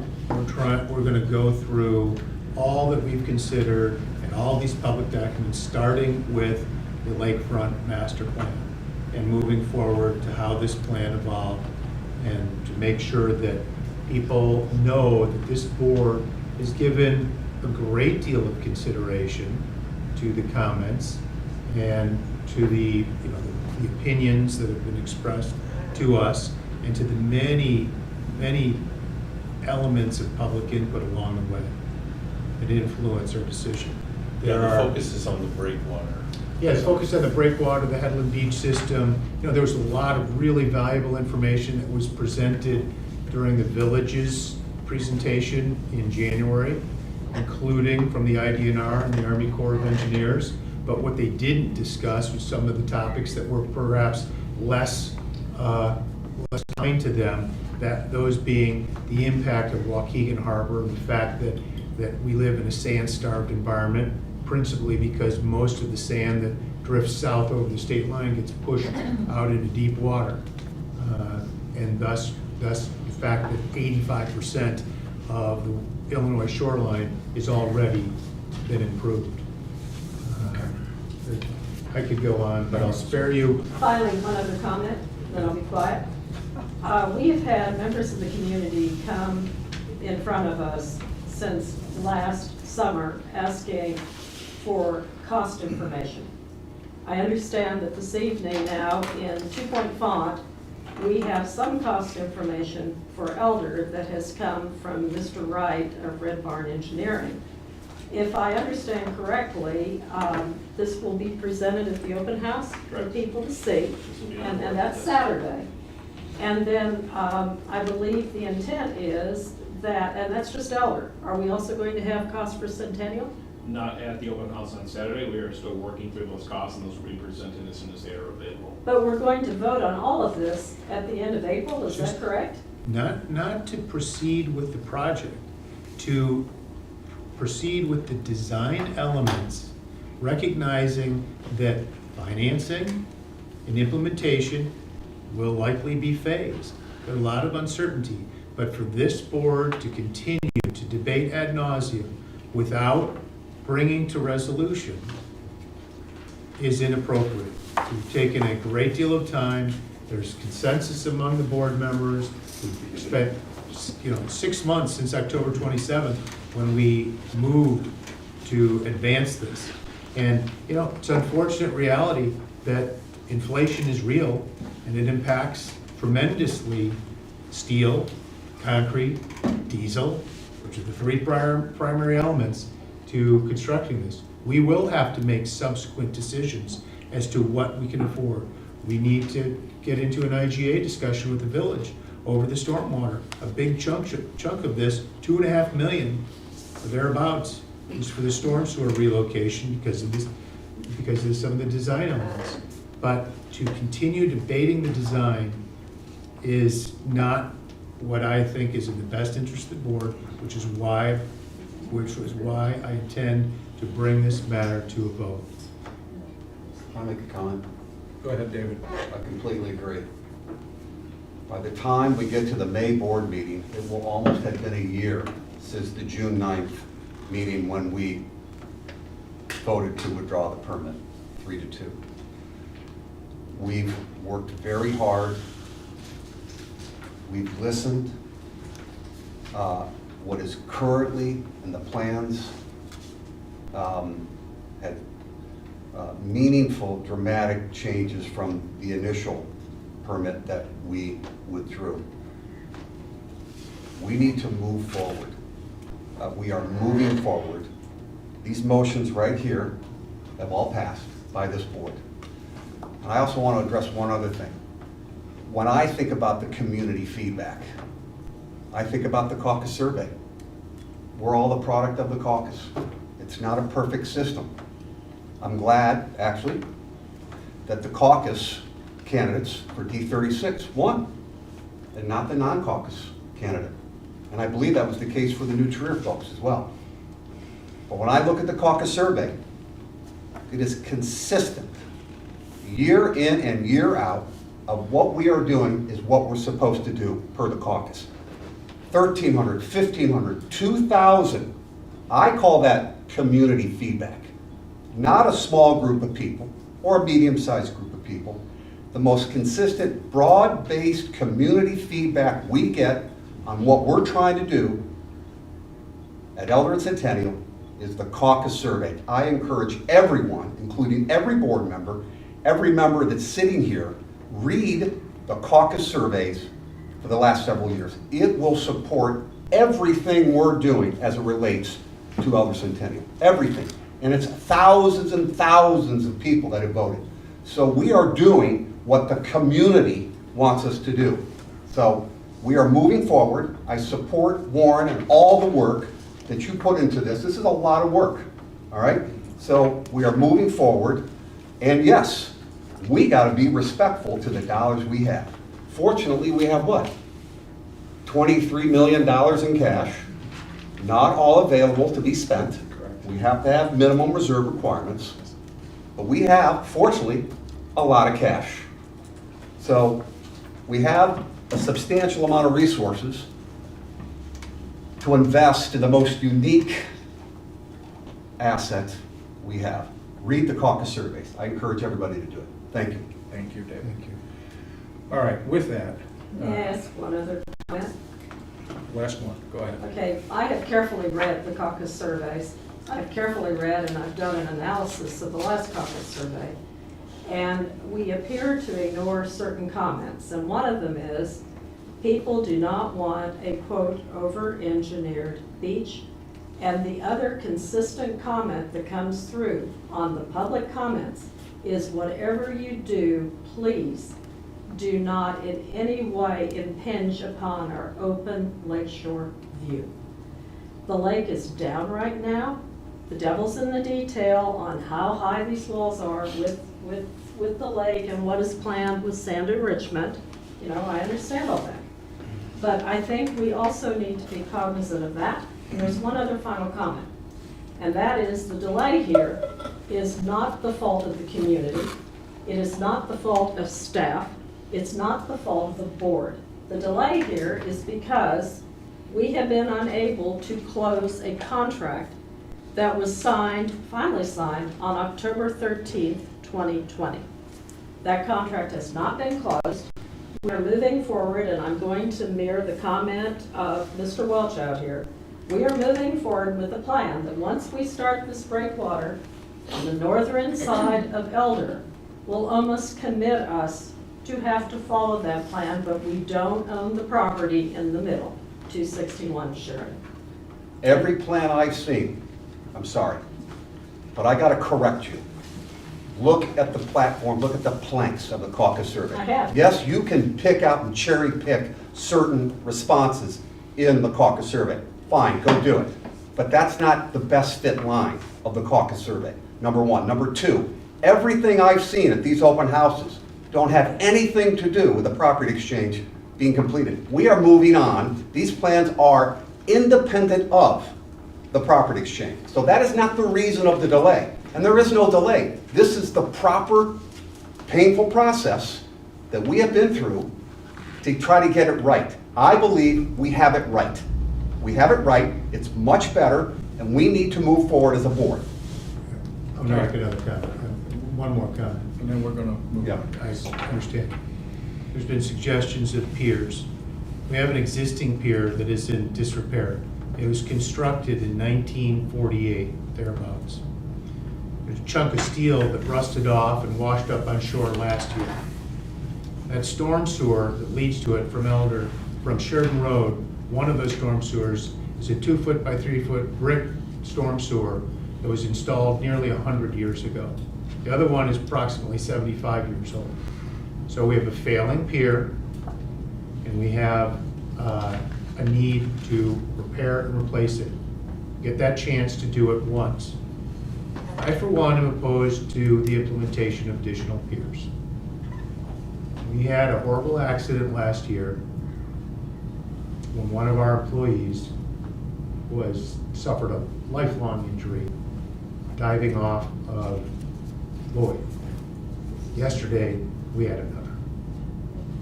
Same result, off of Maple. I am in favor of removing this pier and installing improvements that do not invite this type of calamity. The implementation of the Headland Beach system is supported and endorsed in the Illinois Coastal Management Program for the benefit that it creates additional usable beach area for public purposes. And it prevents the loss of sand due to the littoral river. That was embraced in the Lakefront Master Plan. It's been reaffirmed, and that's the direction I intend to bring this matter to. All right, we're gonna move on, and I got one quick comment, so pardon the awful humor, but I really want to get the rocks and breakwaters and stuff out of this room and out to the lake.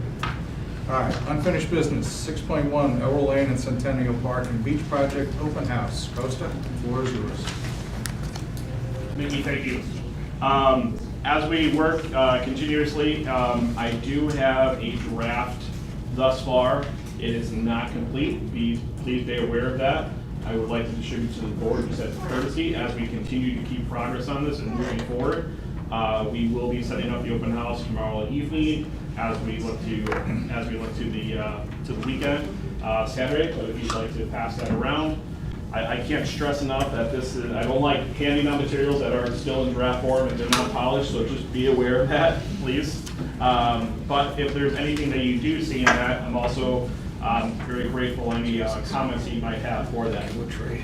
As noted, we are going to continue with our third open house in recent months here, conducting that on April 15th, this Saturday, at the Community House, located at 620 Lincoln Avenue, between the hours of 9 and 11 a.m. At the open house, there's going to be a plethora of boards walking through 4 different phases of the project.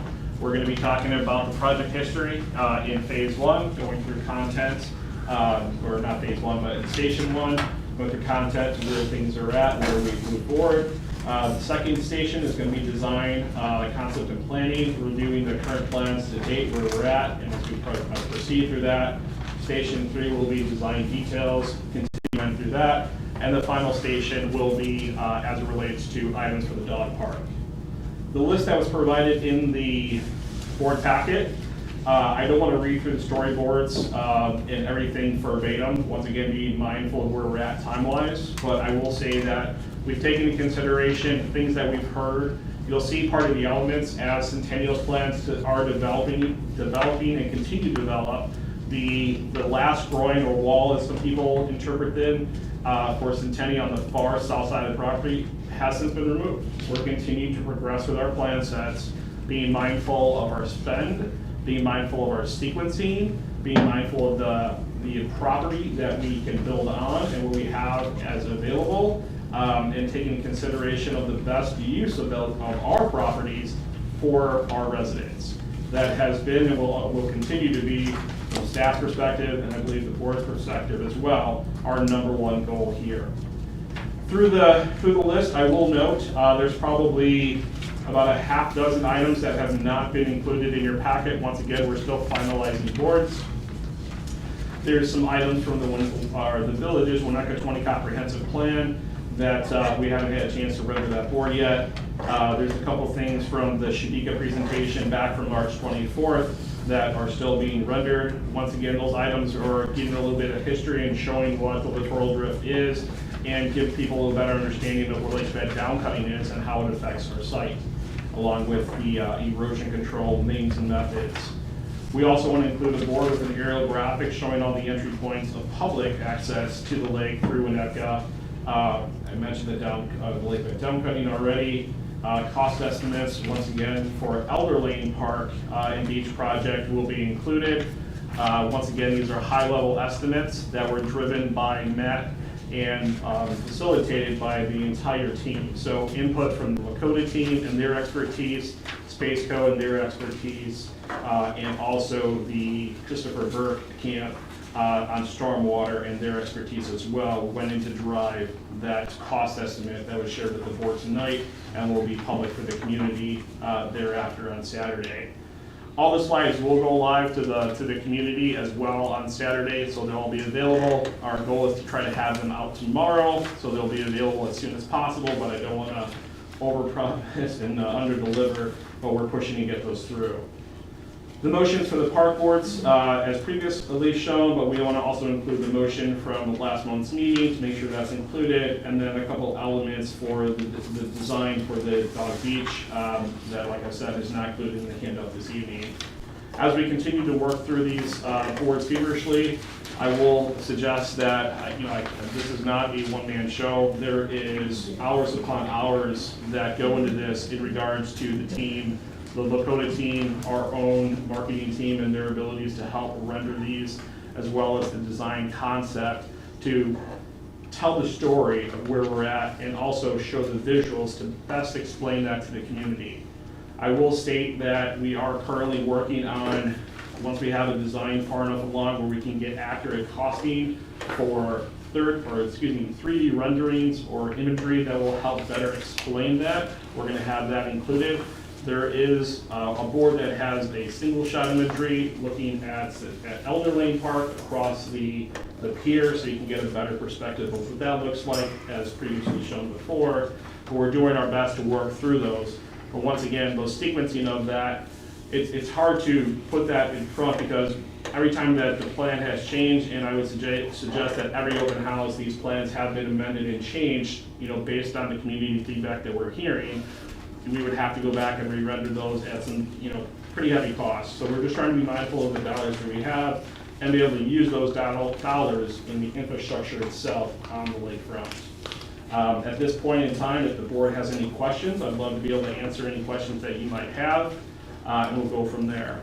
I will note real quickly, unfortunately, Thomas Burke had a previous obligation, so he will not be in attendance this Saturday. But if there's questions to be had by any of the consultants, please feel free to send those to John and distribute them to me, copy me on the email, and we can make sure that we have any questions that you might have asked and answered to follow up. Okay. Anyone on that side of the room got questions? David, you good? Christina, you got questions? The only thing I have as a comment, which is, I think the most valuable portion of the experience is the exchange, the one-on-one conversations of involved citizens together with staff and the experts. And I'm very, very grateful for the enormous amount of work that goes into producing these and sort of snapshotting whatever we've got, and then the discussion, the endless discussion that goes on with people in the course of the open house. So thank you very much, and I look forward to being there. Okay. Yeah, and you obviously don't have the paper copy of what's been passed around. It's a pretty large and detailed package that's going to be available for people to see on Saturday, in my opinion. Warren, comment? Of course it is, Oops, because sorry. that's how Costa works. So You got thank it. you, Costa and staff. Okay. Comment? No? Cynthia? David, did you want to go first? I just, is this date on our website? Is there gonna be an email about it? Maybe there already has been, I just wanna make sure. Postcards went out, email blast has gone out. Okay. And you should have received that in your mail yesterday, day before, just like the prior work or open houses. And we'll be, obviously, there's still, staff is still, and consultants are grinding through preparing these documents. And they will be posted on the website probably hours before. But the point is to bring everybody on the 15th, and then we'll have more time during the 15th and 27th to digest and come and discuss at length. Yep. Cynthia? Okay, so the draft motions will be on a board at the open house, just to, I am including the motions that were approved are going to be on the board. If the board would like me to have the draft motions here, I can take action based on the board's, the board would direct staff to be here, so. I would just say that I would, and I've said this before, we haven't done it, but I'm gonna put it out yet again, is that, in 2019, we did, community input on the bluff plans, and we had, at the end, boxes against features, where we had a quantitative view of the feedback, and I just think that's really important, because this is the only quantitative information that we have. And so I think having, some further thoughts on the cells that we've agreed, like, we don't have survey data to say this makes sense. Like, we added the swimming beach back, we added the dog beach, those are good things. we Swimming think. beach has always been there. Yeah, but let her finish. Yes, but, are people really okay swimming next to the dogs? I don't know. Are people okay swimming? Like, we heard some comments, we have heard comments about the need at Elder to have swimming and boating, so that when people show up with their little kids, they can go to the bathroom, they can watch their kids boat, and they can watch their kids swimming with lifeguards. So I just feel like having a little bit of specific feedback on some of those things in a quantifiable way will help us support our decisions. Because we don't have that right now. So I don't know if there's a way to get it. I don't know if there's a way to encourage people to fill out comment cards. I don't know if there's a way to do a QR code with a little There'll be survey. comment cards there, I'm sure. It's just that, we don't get quantity, like, when I look at this, it says, 11 people, 10 online, 1 in person, are supportive of the pier removal to open up the beach at Elder. We think that's a really good idea, but the quantitative data that we have collected from the public, 2019, when we collected it in a quantitative way, with 50 attendees at community meetings and 115 responses, the answer is, the quantitative data are 11. We don't have more updated quantitative data, and that is a concern. My viewpoint on that is that this design is, the use of the beach is flexible, other than we've effectively through the motion said 200 feet on the south side of Centennial is the dog beach. So the other 800 feet, obviously not include, I'm including 261, but Yeah. that's a flexible space. This design we're not putting such design elements that wouldn't allow a varied use of the portion of the beach, right? And that's a good thing, because there might be something in 10 years from now or 15 years from now that people may want to use or enjoy the beach with. So I don't think the design, as it is, the beach construction, breakwater, prevents us from having a very flexible use case for all the parts of Elder and that portion of Centennial that's not the dog beach. Go ahead, Warren. Comment. So regarding the dog beach, you will recall that the primary part of keeping the dog beach where it is it exists today. It exists today, it's a neutral. We're just limiting the scope of it. Instead of it occupying 21% of our available shoreline, we're bringing it back to a more reasonable 200 to 230 feet. Like 10%. It's still a pretty big chunk of our shoreline, but people have spoken. The separation between people and dogs will be an issue no matter where we put it. And the comment, or the Dog Beach Committee did a marvelous job of designing and contemplating moving a dog beach to Tower for two fundamental issues that remain. The integrity of the fence that would separate the swimming from dogs at Tower, and the proximity of that playground at Tower in the sand, adjacent to that proposed use, and the Villages Pier, which the Villages Pier is a safety issue. People avoid it because it's a large steel wall that gets subject to a lot of undertow and washout. You can't necessarily keep a dog away from that. That was an issue that was raised. Leaving the dog beach where it is, shrinking its size, is a reasonable and appropriate accommodation. That's why we made the change back in October. Now, it's to design a separation between the dog beach and the people beach that is robust enough to stand up to the lake conditions and ensure that dogs and people don't accidentally get commingled. Okay, other comments or questions? Yes, no, go ahead, Cynthia, sorry. Cynthia, are you done? Yeah, I'm done. Are you sure? Yeah. Okay. I want to mirror Cynthia's comments about not really having any quantitative data, survey data from the public. We've had all these open houses. We've gone, we've worked mightily, staff has worked mightily, but at the same time, we have not gone out to the community with surveys like D36 did. We have not done that. We have not done that. We had the Waterfront 2030 plan.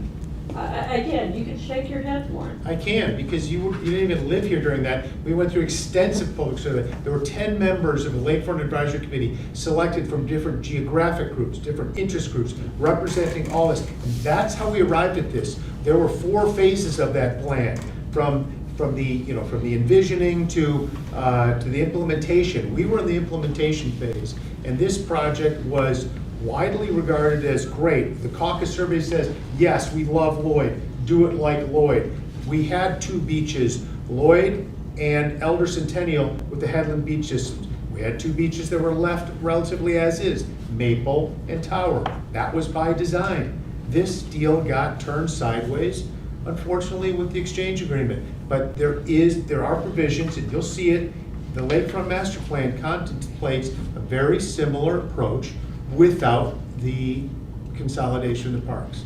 That's what it remains public policy of this Park District Board. As David referenced, the caucus survey is the best survey that we have. It's the one that people respond to. The comment that comes back is, we love Lloyd, do it like Lloyd. And it's got people from they got districts, as you know, the caucus survey. It's very equally distributed. The caucus survey generally is every year. The number of the people from the various districts. It's not just a group of people that are close to the beach, or it's not just a bunch of people that live around me. It's a very diversified group of respondents, and the answers are quantified. if you go through on the caucus survey and you look at the answers, they quantify them out. And so I think we have to be very current. Go ahead, David, and Christina, I'll bring it to you. Or are you done? David, do you want to David, are you continue? done, or are you I'm gonna done, defer? sorry. All right, go ahead, Christina. So, we just had a vote. I mean, I have been pretty vocal and pretty clear about what my position is on combining the beaches, moving forward, putting pins in various components of the design equations. Chats with commissioners, I've collected all this feedback. I mean, I've been pretty clear, and I think Cynthia has also been pretty clear in her position, and we don't always agree, Cynthia and I, but the votes were very, very close. And that was a proxy for a public referendum on our positions. I mean, people didn't discriminate between the two of us in terms of our positions in any meaningful way. And so I would say I'm not saying it's a mandate, I'm just saying people didn't make a strong differentiating opinion. That's all. All right, is this horse still breathing? So. Okay, are we gonna move on from Elder Yeah, Centennial? I want to move May I on. make I have one other something else. to- question? Yeah. One other comment? May I have the floor? Yeah, go ahead. Okay. I'm disappointed that Tom Burke's not going to be present for the open house. I see the design of the stormwater pipe has changed somewhat in this draft. So what I would like to do is to schedule a conference call with whoever cares to be on it, and you, Costa, and Tom Burke for sometime next week, because I want to talk to him exactly about what these changes are. Sure. If that is okay with everybody. Is that okay? Yeah. You should get Bill Loftus too. Bill's gonna be in attendance, so it's Okay. not right. We've all Okay. been opining and reviewing this. We've had discussions with James Bernal from the village, and Emily Grimm, the assistant village engineer. The design that is shown currently and some of the opportunities for us to take another look at some of the different means and methods, we're still exhausting that design. The final design that's being presented in 2 days is not going to be the ultimate final design. We're still working towards that ultimate goal, but it has changed and evolved every step of the way as we continue to try to make sure that we give the best possible project back to the community. Can we clarify that the discharge point isn't likely to change? The point of it's been discharge, modified, correct. but it's where we go into the bluff and how we go into the bluff, method and means, that's a source of Right, correct. extraordinary cost and a lot of different Stabilization of the discussion. bluff, trying not to disturb the parkland, tableland, and trying to minimize our approach, and how we can do this with borings and different ways to accomplish that, so we don't undermine the bluff, so we don't ruin the beautiful tree canopy there. We're trying to be mindful in of the best ways possible to be light-footed, if you will. I want to offer one more related comment. There were a lot of comment about getting Elder open this year. And Cynthia and I met earlier this week and walked the beach. And there is sand cover that exists on top of those gabion blankets. We would need to monitor that sand cover. There are also, we happen to be on a beautiful, clear day, and there's a lot of items, objects in the sand that were exposed. A big piece of sheet metal, corrugated sheet metal, a big piece of concrete. Obviously, we know about the remnants from the paddleboard racks and the volleyball court, but this is on the south side. And then when we went down to the dog beach, we saw something I'd never seen before, which is remnants of what looked like a pier. So there are things that have washed up, things that have been exposed. We would need to get down there and comb the beach in the water to make sure, I mean, there's steel, there's other objects that could be significant harm. I'm all in favor of putting access. You need to erect a fence around the pier. So I'm in favor of moving on that. Talk to the village, but you need to get down there and start combing through, because there's stuff that I've never seen before. Was there a recent storm that Yes, there was, and if you go down Tower, the tower used to have sand coming up and over the concrete wall. It's a 6-foot drop. It got completely scoured out. And Lloyd? Lloyd held up great. We did have erosion damage from that last rainstorm. That's up on the bluff. Yeah, we had on the gravel path down, and then some of the bluff, the new plantings on the bluff that sloughed off. But the beach itself, Huh? the breakwaters worked. The breakwaters performed. Yeah, this is the bluff, and that's Marvelous. Mother Nature at work. Yep. Okay. So Cory and I both have photos, so I will send. Yeah, we have photos I will to send you circulate. so that you can. Yeah. I had reached out to you first of the week and asked to meet with you at Elda because I wanted to talk to you because of the number of community people that have called and said, please, can we get Elda open? Again, David, I'm sorry, it is my neighborhood. These people moved there because they wanted to go to the beach. So my question is it possible for us to look at trying to do something to shore it up for safety and get it open so people can swim this summer? I would look for the board to direct staff if that's the way that we would like to proceed, and make sure that we can address it safely. How about this? We can address it in a cost-effective manner. Between now and April 27th, can you get down there and look and try and identify how you could gain access, how you can get the concrete and steel, and how we can comb through what's been exposed and make sure it doesn't constitute an ongoing hazard? If I may, to answer point blank, no, it's not possible. We are in a good point of staffing as it is right now with the beaches we have operating under what we expected to be open. It is not a safe bet to open, even if all baskets are cared for, to have to move sufficient lifeguard attendant footprint. It's not something I would recommend. People go down there anyways, right? People are violating. All the time. So it is incumbent upon us Doesn't make it to right. get down there, clean it up, get it out, get the debris out of there to the extent we can. I don't even know what's feasible given the mass of some of those objects and the equipment that we can get down there. We'd have to break a lot of it up and take it out piecemeal, but Yeah. So let's just come back. Can you come back in April 27th and give us an assessment? we can give you an assessment on what can be done, but Kyle's point is very valid in regards to safety and addressing those concerns, and especially in light of recent activities. Yeah. Final comment? I would like to ask a question, but go ahead, Colleen. My final comment is, we have people that have been using this beach throughout COVID. They were down there yesterday, the kids were out of the pier yesterday. We know about it. We have said in public meeting that it is unsafe. I think it is incumbent upon us to do what we can to make it safe. Because people are there and they're using it, but I will defer to Ken.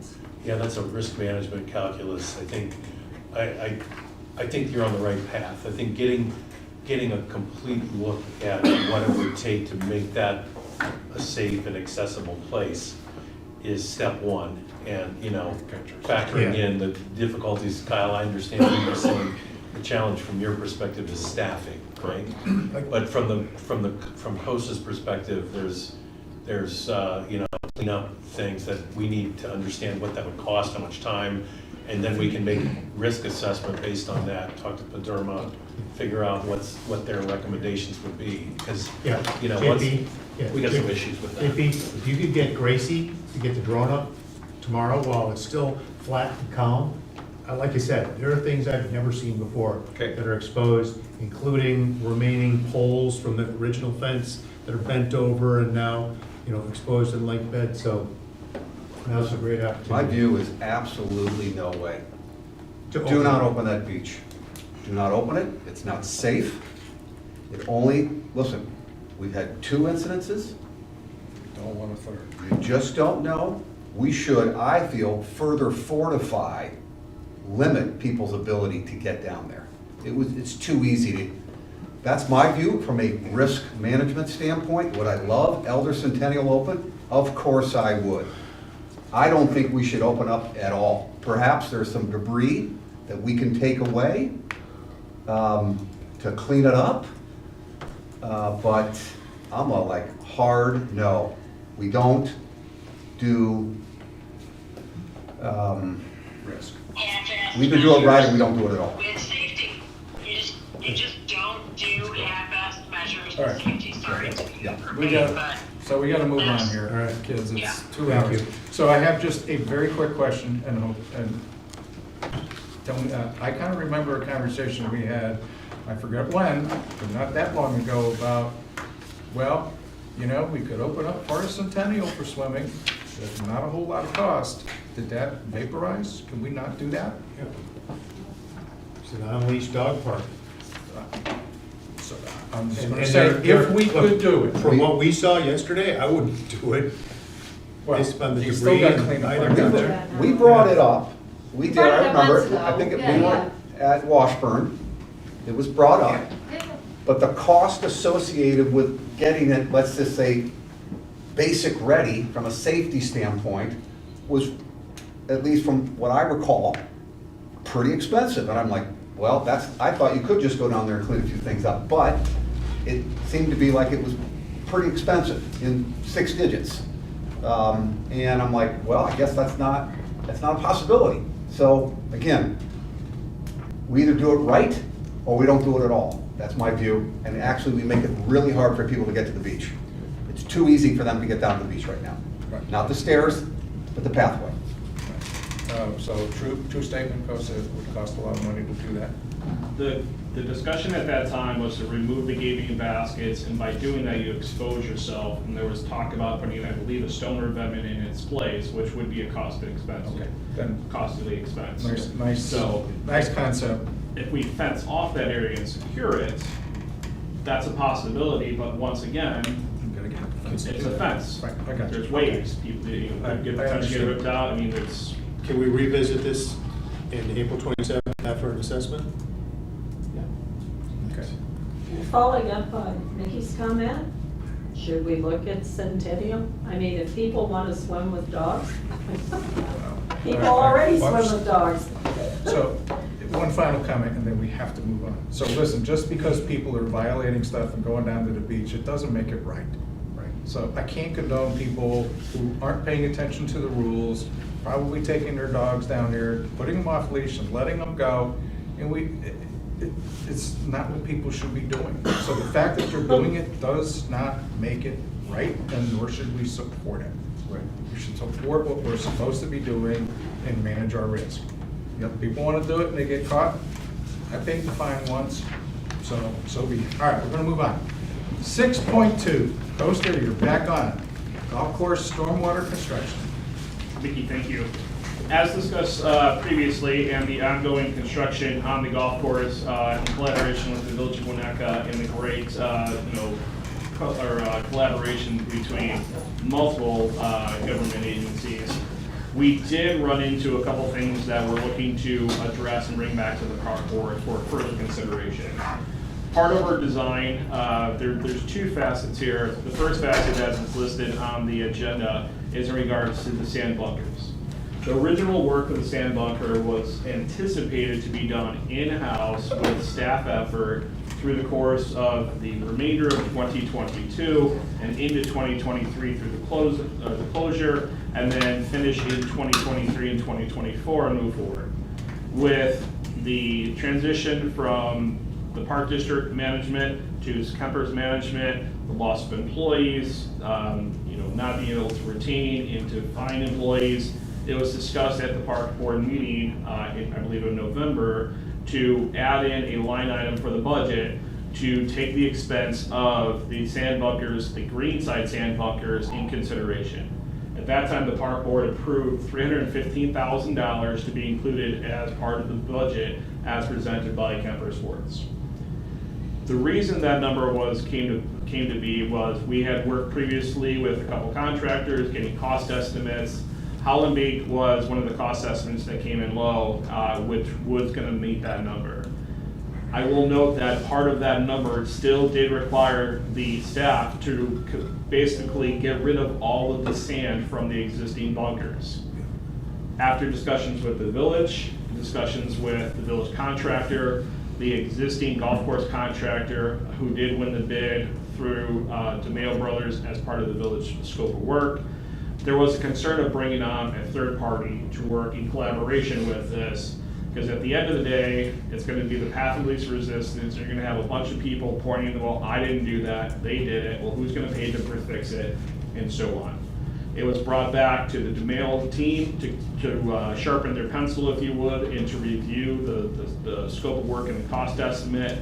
They came back with a proposal for $385,281.04. The additional cost over base budget was $70,281.04. This new scope of work still takes in consideration the Park District supplying sand as it originally had proposed. There's a $75,000 budget item for that. We are anticipating the sand cost to be coming in lower because we are looking to work with Thielens with a golf course grade bunker sand that they are working to try to get an industry with. Barring that aside, the reason I bring that up, Thielens is located in Antioch versus Wapaka, which is farther north in Wisconsin. So the trucking to bring the material in is greatly reduced, probably about a quarter of what the cost would have been previously. So I say that because I am asking the board this evening to consider a additional budget of $70,281.04. I won't need formal approval till the 27th, but after reviewing this takes in consideration Wadsworth completing the work, who is the current contractor. DeMayo team, who is the GC on the job, will remove and dispose of all the sand material for the bunkers. This includes the drainage that's needed. This includes the stripping of the sod around the bunkers, bunker drainage, re-edging of the bunkers as needed, the bunker liners that's going to be installed on the face of the bunkers where it's required, and the bluegrass sod, which is the strip around the immediate part of the bunker. They can complete this work within the time frame of the original contract for DeMayo, so this would be completed by the September date, and Wadsworth did sign off on that, and as noted in the bid. So I will be looking to come back on the 27th for consideration of an additional $70,000. Is there any questions or concerns that I can answer in regards to this first scope of our business? All right, go ahead. Where are we in terms of our contingency utilization of the project? Currently, the contingency was baked in at 5% on 1.7 million, which was basically $85,000. To date, there has been one request to draw off that contingency, with the exception of How much? $17,500. So we're right there, We're- 2,000 over, including the 70 plus the 15. Correct, we're right over. I am reviewing a couple items with the village in regards to the initial request for the 17.5 for the discharge and rerouting of a main pressurized discharge pipe from the pump, but regardless, that's in our court right now. Okay. But you are correct, this would burn through that contingency and be a little bit over if we used it all in its entirety. So are you concerned overall with the cost? With what I'm seeing in the marketplace and where we were at, the previous quotes that we had received from other third-party contractors, I apologize, I actually brought them with tonight, I didn't. No, I'm not. The amount that we're gonna save on the sand will help offset some of this cost. It won't offset all 70,000 of it, it'll probably offset about 30,000 of it, but it's still a number. To not do this work currently and to try to phase this in later would be a huge miss on the reopening of the golf course. And I would suggest that if that is something that's being considered, we need to figure out another way to try to find these dollars. I'm recognizing that the GC, DeMayo, is responsible for all the subs working on that golf course, and that the village is ultimately responsible to us to deliver a grassed-in project by this summer, by the end of the summer. This is absolutely the right thing to do. Do not give them any reason to point the finger at us, say, you were the proximate cause of the delay. Can't do it. Much, much bigger downside to us if we miss the growing. Huge downside. Is there, speaking of growing, which is more critical, than an extra $70,000, but the mail knows, or these people know, they got us, and we're gonna do it. I think it's pathetic, but it is what it is. Do you expect the seating, and this really should be a question to ask Kemper. Yep, they're gonna be Kemper- here on the 27th. Perfect. And Kemper is supposed to manage this finger pointing stuff. We're paying them a modest amount of money, but that's their freaking job, not your job. It's Kemper's job. But do you anticipate any delay at all in seating of the golf course? Currently, no. I can't say that with 100% certainty because I can't control Mother Nature. But based on the work where they're at, the warm weather right now to help dry out the course, they're working.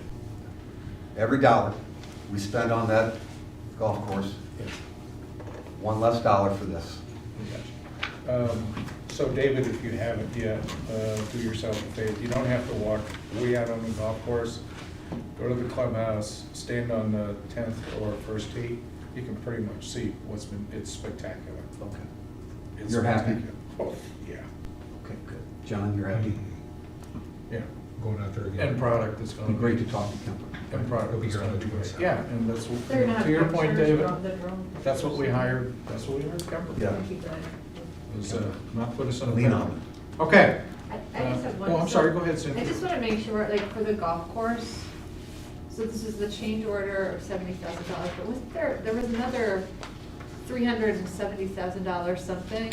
That's the next piece of my discussion here. Okay, I just want to make sure. Please. So the other issue that we ran into is soil conditions.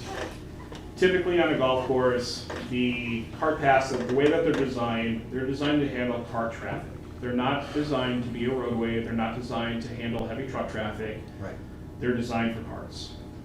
The layout and design of the cart path, and anybody who's played that course or has seen that course in the times that it's been saturated, this area has a very high water table, and the soil content is not ideal for creating a suitable sud base to build things on. The original bid in the design for the cart paths was 6 inches of stone with a 2-inch layer of asphalt gap, and that was your cart path. That was an 8-foot wide cart path with 9 feet of stone underneath it. That was basically bedded in. 9 inches? 9 inches. 9 foot wide Oh, 9 feet. stone Oh, with okay. 6-inch Oh, okay. overlap of each side, so I apologize, yes, Sorry. width-wise, not depth-wise, correct, yes, that would be, that would be able to Super handle that truck stable. traffic. The issue that we ran into is the soil conditions. They gave us a unit cost to consider a few different things. One, a geotextile fabric was not put in consideration as far as the base bid. It would make great sense to include a geotextile fabric now, because what that allows is to create the layer of separation from the topsoil that we're building this in, and the separation of that stone, so that stone has something to hold against, so it doesn't just permeate and push down into the soil and become less effective. Yeah. That cost to do that complete for a unit cost is $2 per square yard, and the total cost for the square yards needed for the entire golf course would be $44,630. I would recommend at this time that is something that we move forward with. Once again, I'm not looking for a formal vote tonight, but this would be consideration for the 27th. And if there's other questions, Dave Burley or Andrew Gardner or Vince Suarez could help answer those questions that you might have from Kemper on the 27th. And that's a not to exceed? That is You an don't need it all-in everywhere. price for geotextile here, that's the cost. Because you shouldn't need it everywhere. He does a great job of delivering bad news. I mean, you are great at it, okay? That's my wife, that. I mean, you're fantastic at delivering bad news. But more seriously, I remember this was only certain sections of the cart path. Are you now?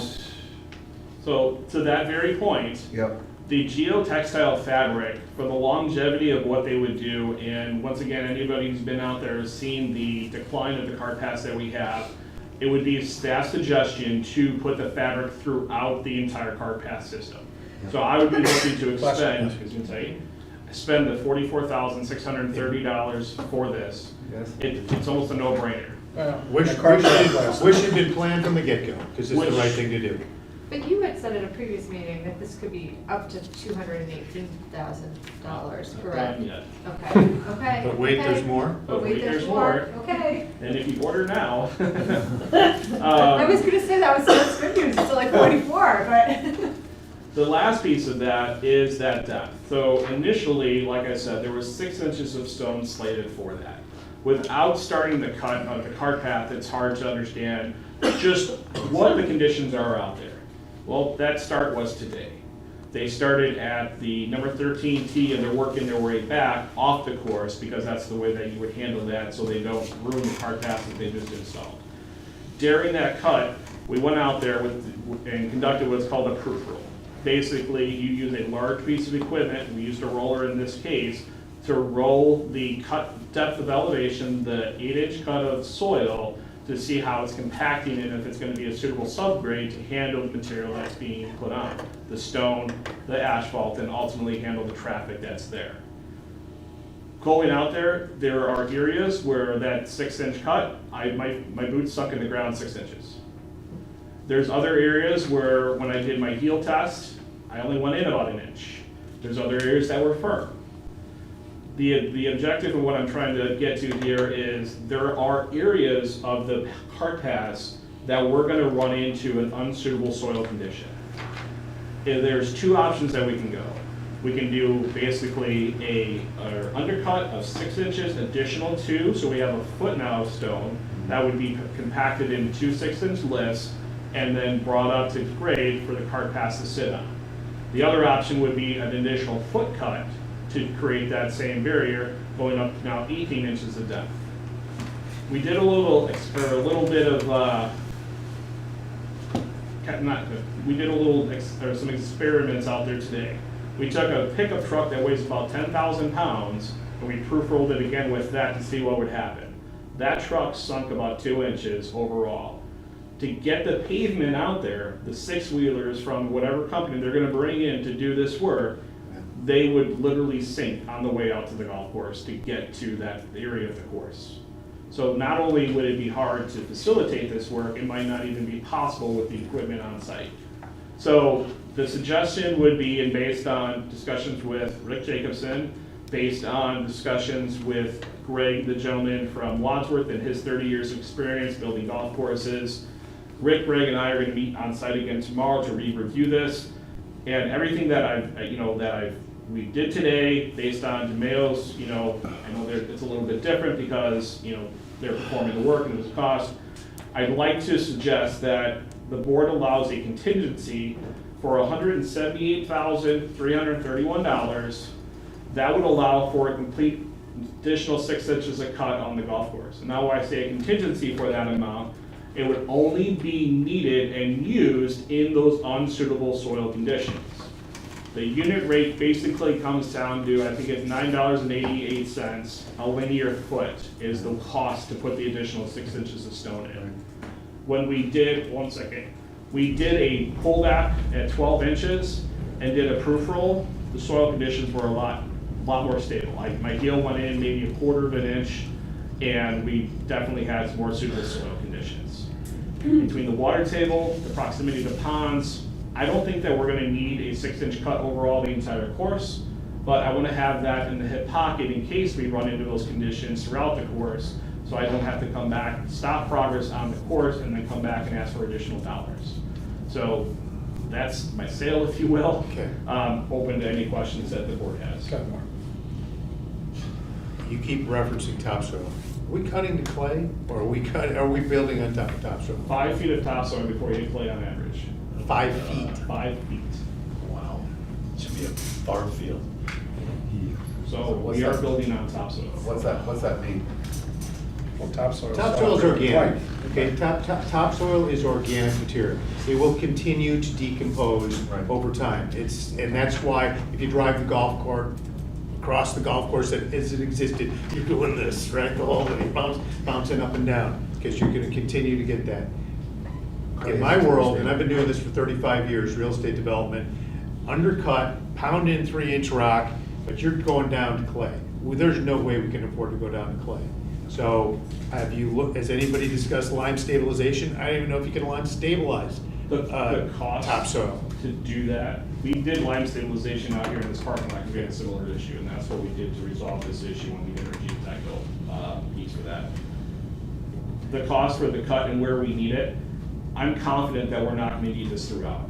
And Nikki, you can probably attest to your experience on that golf course. There are fairways that are wet, and there's fairways that are bone dry. And the areas that we started with, unfortunately, are wet inundated areas. And with the rain that we had, they're a little bit wet, so we're letting things dry out. And you're telling me nobody's discussed lime stabilizing, because lime reacts with the water, sucks up the water, makes it rock We hard. talked about it at very short, because they kind of looked at me, they're like, if we were to try to stabilize with this with lime, it'd be more expensive than if you tried to just go with stone. Yeah. So that was the reason, because of the size and the complexity of the. Well, I'm in favor of making rational judgments. Anticipate that we've got 5 feet of topsoil underneath there. Guys, we should do what we can within reason, but we're gonna have long-term issues regardless. We're gonna have less issues if we do additional stone. Yeah, agreed. Unless we just try to get Don't, 6 inches. don't, as don't is. build up a pavement section that you know is gonna fail. Right, and that's with the drive and where the industry's going, people wanna ride, and we wanna keep them riding. So how much involved has Kemper Sports been in these discussions and views? Sure. So I want to hear from those guys. They're gonna be here on the 27th. I wanna hear from a JP, that's different. I want them geotechnical on the engineer. course. Yes. Do we have TSC or somebody else? Tim from TSC, I was gonna bring him in, but the earliest he can get here is next week, because once again, we did our first. You cut should today. definitely get their So, advice before sure. we commit to this. I did have a couple engineers that we have relationships with. I ran this by them, and they said the approach that you're moving forward with is what we recommend, but. Undercut they're not geotech. 3-inch rock. Undercut the additional 6 inches, not 3-inch stone, but the additional 6 inches. CA6? What's that? Just CA6 under, but Two levels. geotextile fabric separated. No, so geotextile, 6 inches rolled compacted, 6 inches rolled compacted, 2-inch coarse or asphalt. Listen, we. Get the advice of the geotechnical engineer, okay? My advice. We gotta, listen, I don't wanna hear from you again on this golf thing. I really don't wanna hear from you directly. I wanna hear from Kemper. We've got several people that work for Kemper, including Matt Johnson and others that work for Kemper. We're paying them through Kemper. They're Kemper employees. We need to hear from the golf people. It is unfair to you, okay? You are very busy as it relates to Elder Centennial, and I'm sure other things. We need Kemper here a representative from Kemper here every damn meeting to talk to us about During the this. last board meeting, we referenced that Kemper will be here on the 27th. They should be here. Again, I know we are not paying them a large sum, but we are paying the people that work for them a considerable sum. And there is no golf course right now. We need to hear directly from the Kemper people, not from Costa Cotulas. I'm just gonna say again, David, the best person to talk to is your geotechnical engineer. This is a question of how much do you wanna spend to make a horrible situation better and what's passable. So it's a judgment call. I support everything that Costa's been telling us. Yes. I agree, but Kemper isn't gonna have that level of expertise that calling TSC and getting them out and talk to them. Kemper, you're right, I'm sure, probably, but this is Kemper's job. And they marketed to us and they sat right there. We had lots of conversations with them about all this expertise and all these course construction projects. Guess what? That's their job. And they have a lot of people that work for Kemper that we're paying for. Get them in here and have them actually, well, propose why we should do Make a this. recommendation. Yep, I agree. I had a couple questions, points. One, is there any way to design around it? It's a question, I don't know. I feel like it might No. be worth. You can't change Like the you can't- location of the cart path, and you Okay. gotta deal, this is what it means to be in development, unsuitable Okay. soils. It's a question. Huge risk. Sometimes you question. ask these crazy Yeah. questions No, no. and then. It's not you a know, crazy question. Rick Jacobson could be like, wait a minute, I saw the soil was thin over here. We could go, yeah. The other, Rick is contouring and adjusting these accordingly. Okay, so he is He's doing adjusting the a design little when he walking can. layout of these by hand. Okay. So, yeah, Okay, he's good. Okay, good. fine-tuned to the best Yay. safety in place. He Um, is. The other, just concern that I have from a board standpoint is, make sure that we're in line with whatever bid requirements we need to do.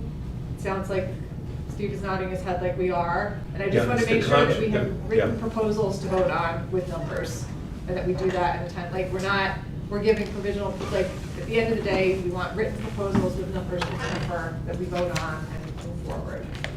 Yeah, actually, we had a conference call with village legal counsel and the village engineer, Costa and I, to discuss this. Okay. This DeMille contract is with the village. We actually aren't a party to that contract. Okay. So we will be getting a proposed amendment to the intergovernmental agreement to allow for this. No, you're shaking your head. Rob and Peter talked, and I believe from my conversation with Jim this morning, a letter. They're gonna do it administratively. Correct. Okay. So there won't be a change to the IGA as it's noted here, stormwater IGA update. It's been suggested that this can be handled basically paper trailing it, that Letter we're of authorizing this work and we are responsible to pay for it, and it was passed with X motion. So they're not requiring an amendment to the agreement. It's actually in our benefit. But they will, we're gonna paper this with a exchange of correspondence or some documentation. Okay. And then it's a responsibility of the village to modify the contract with DeMayo. Right. To provide for the additional expenses. But we're paying for it, Yes. so we need to approve the expenditure. Yes, the board will approve Not to hard exceed numbers amounts with coming out. correction on He wore times. black tonight for a reason. All right, we're gonna move on.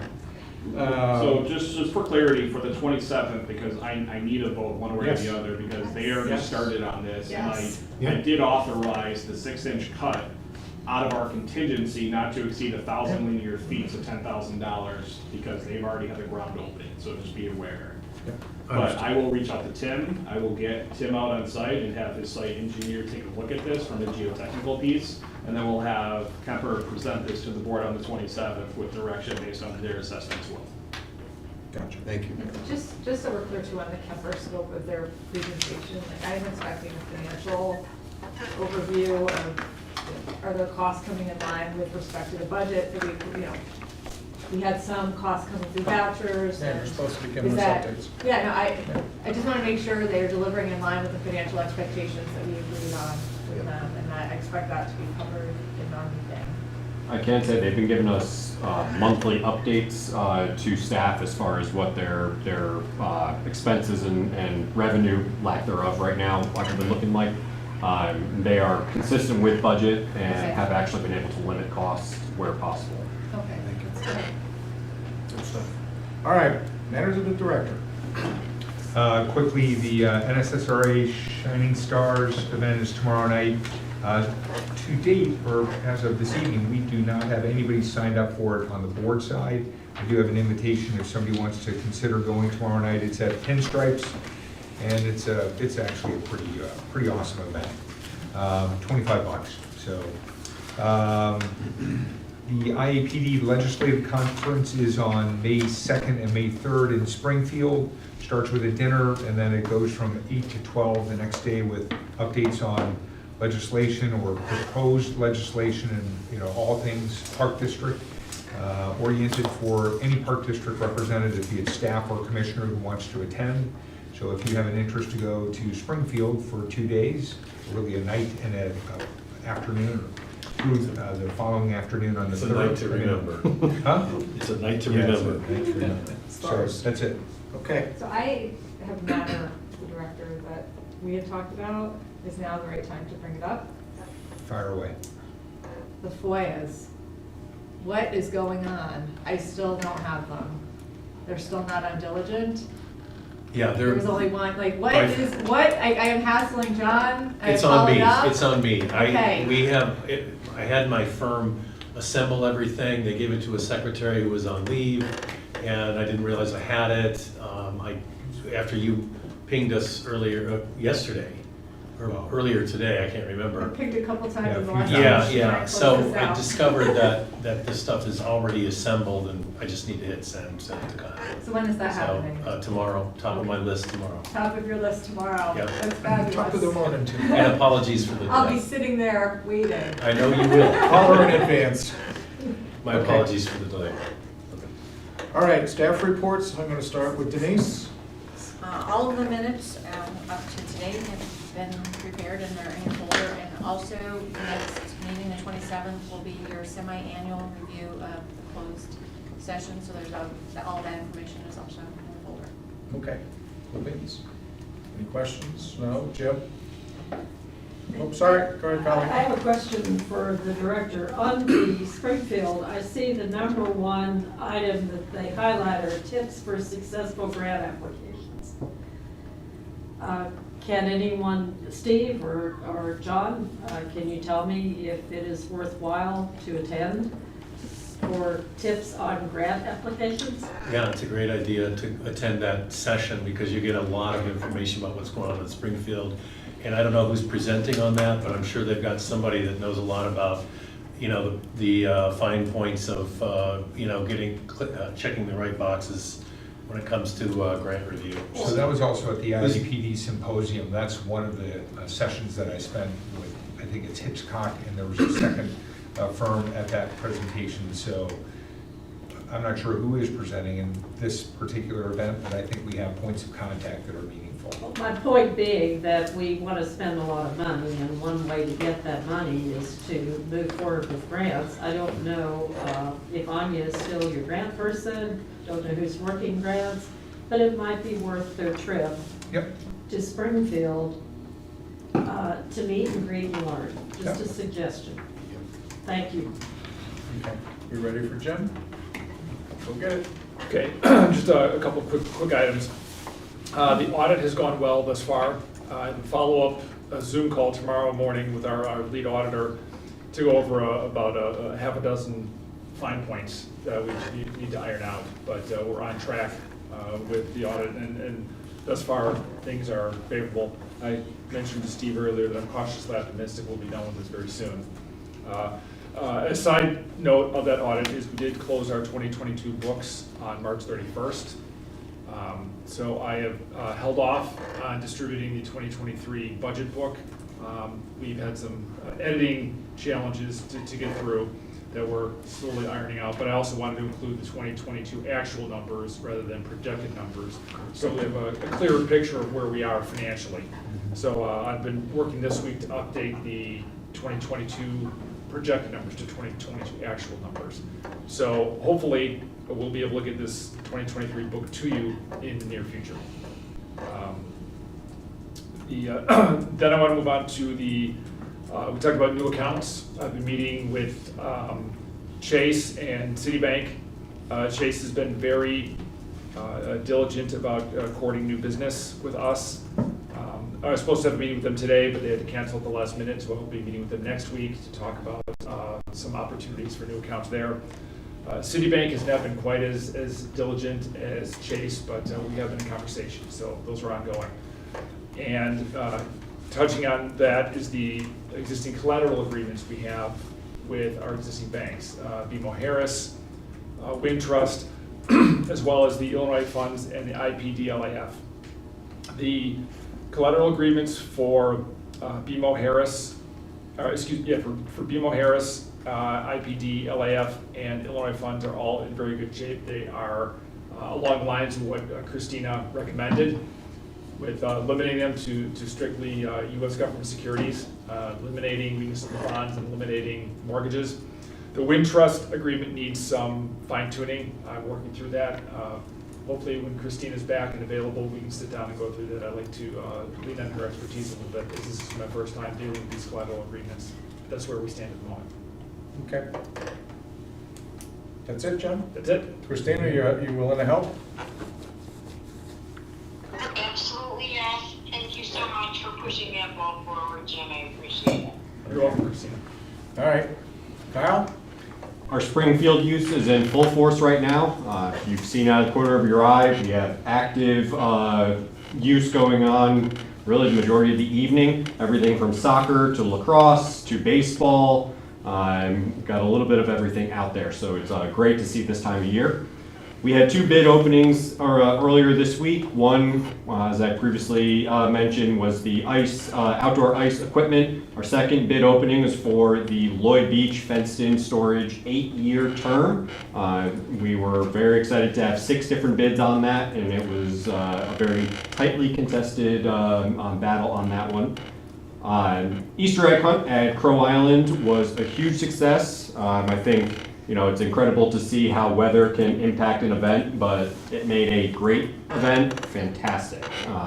Credit to Toby on that one. It was just a great experience, and from start to finish, smiles had by all, so that was a lot of fun. We are working on our summer hiring for camp and lakefront staff. We are in a good position for both, a little bit ahead for our lakefront staff than our camp staff, but the camp staff is now starting to trickle in as we get more returners that Toby's been able to kind of twist some arms and encourage gently to get some of that staff in.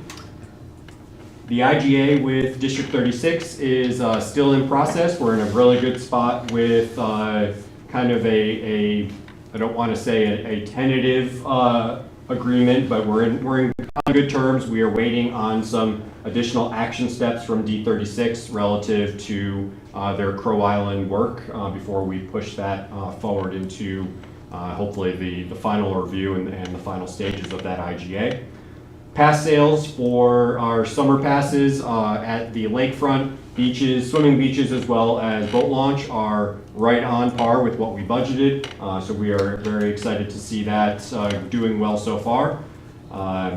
As has been mentioned already, Kemper Sports will be providing us an update at our April 27th meeting. And the final thing, I just want to call out just some of the really great things I've seen around the district this week. One of them specifically, Pat Fergassi was out on the outdoor tennis courts yesterday vacuuming or air blowing the courts to make sure they were clear, and that's just phenomenal to see.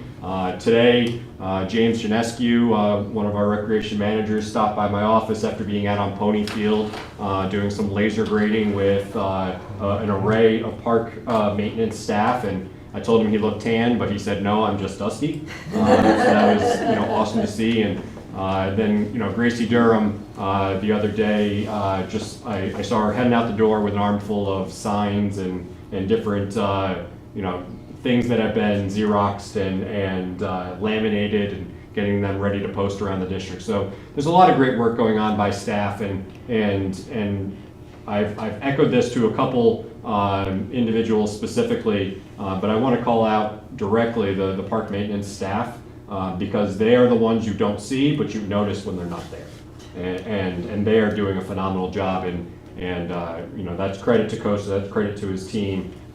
They work very hard for the good of this district, and I appreciate that, and our staff appreciates that a great deal. Any questions of Kyle? So I have one that's a suggestion, and call me crazy if you want. Yep. So it looks like you're constantly looking for staff and stuff. Have you considered trying to find retirees or seniors? Because you had that at the golf course with some Rangers or whatever, and maybe they'd be interested in being a guard at the top of Tower or Maple or wherever. Oh, yeah. A lot of it is the types of positions are, I guess, specifically for the lakefront, the lifeguard positions. There's a certification requirement, have to be willing to do it. You don't want me on top of the life, no. Absolutely. But there are opportunities with the attendant positions, and we've not targeted that community directly, but that's a great idea. Yeah, I mean. We do have a number of attendants actually that are adults that will, and those are the ones we can count on, and Yes. we protect them a great deal. Right. Yeah, no, if you go to senior at the top of Tower, he's gonna be have a whole lot more sway, not taking BS from people trying to weasel their way down when they're talking to a kid who's in high school, so it's just a thought. Thank you. All right, Mr. Catoulis. Thank you. And Thank you. I will pass on the remarks to staff. Greatly appreciated. As Kyle mentioned, we're trying to, spring's here. It started, and we're going to get cool. We're going to cool down next week, but we have to start cutting grass today. I mean, it's moving. So we're trying to keep all the parks clean. You've probably seen Chewy and his crew, our mowing crew leader, Jesus Contreras, out there with the sweeper, going through all the parks, cleaning all the debris up and everything else, getting the more, park beds and so forth, planting beds, and we're working through it. Team's working on now. We started harvesting out of our tree nursery. So that was something that, we did not budget to buy trees this year because we had 50 plus that we have been growing for the last 4 seasons in our nursery as a cost containment piece. One thing we did purchase, you might have seen it in the vouchers, was a tree spade to help surplus that and make sure that we can not only facilitate that, but do it in a timely manner that's very efficient.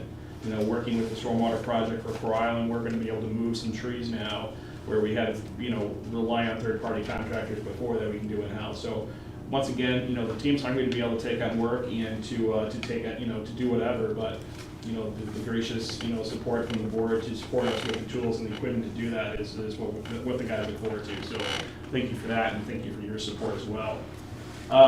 As we continue through projects, stormwater, not just the golf course, but things are finishing up on Duke Little Duke. You might see that that site's becoming a little bit more cleaned up. Paving work is expected to happen mid to next week, middle to the end of next week.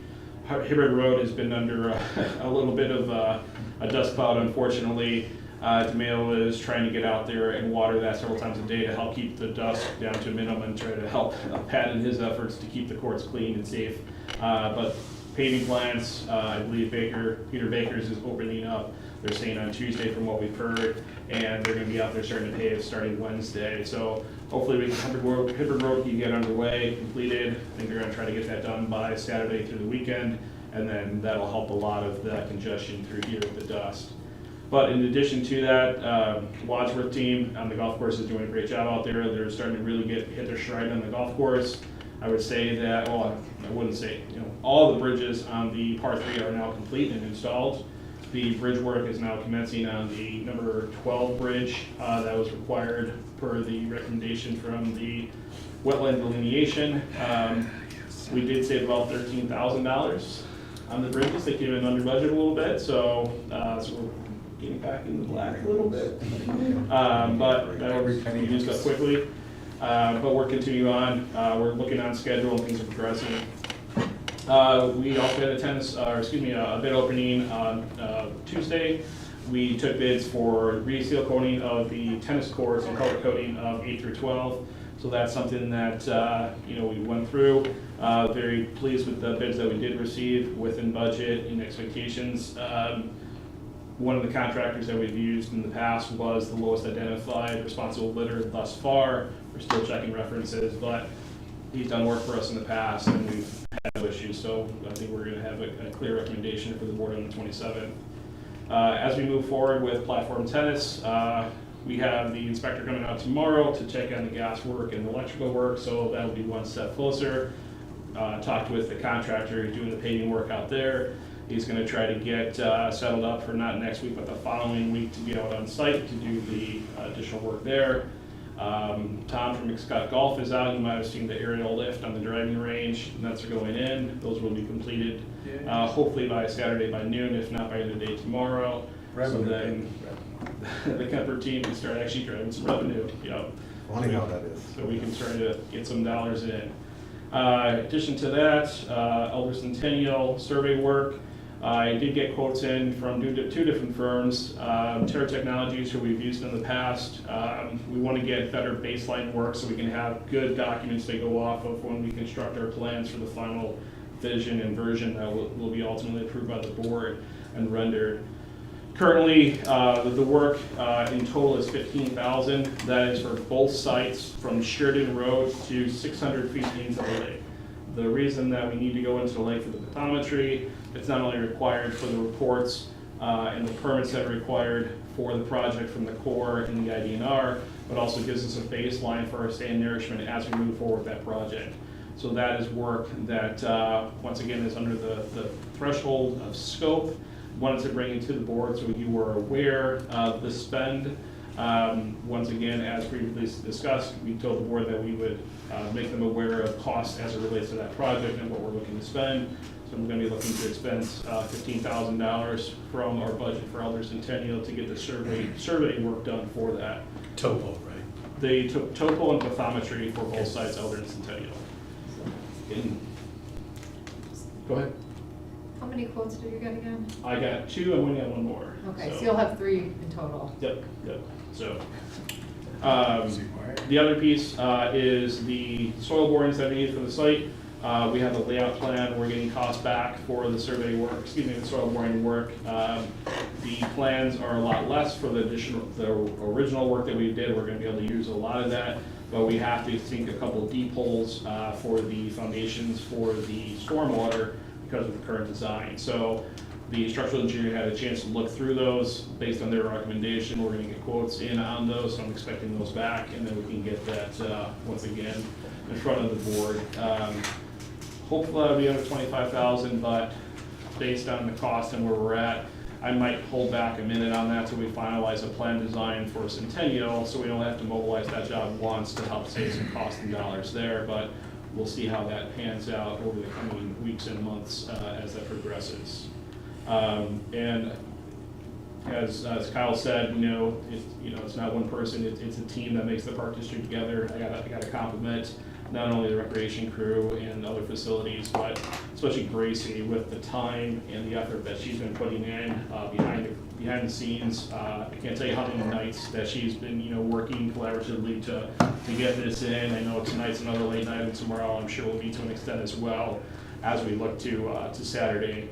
But I just want to commend her and her efforts from a graphic standpoint and what she does.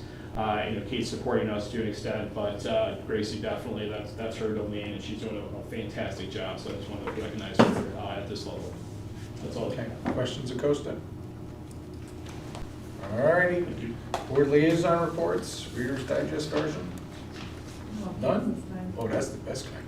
Yeah. Anyone else? All right, then that gets us to closed session. So, may I have a motion to go into closed session pursuant to 5 ILCS 120/Section 2C1 for the appointment, employment, compensation, discipline, performance, or dismissal of specific employees of the public body.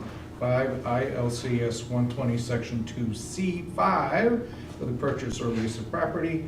5 ILCS 120/2C6 for the setting of price for sale or lease property. And not but not least, 5 ILCS 120/2C11 for litigation when an action against affecting on or behalf of the particular public body has been filed and it is pending before a court or administrative tribunal, or when the public body finds that an action is probable or element. My God, we're not done.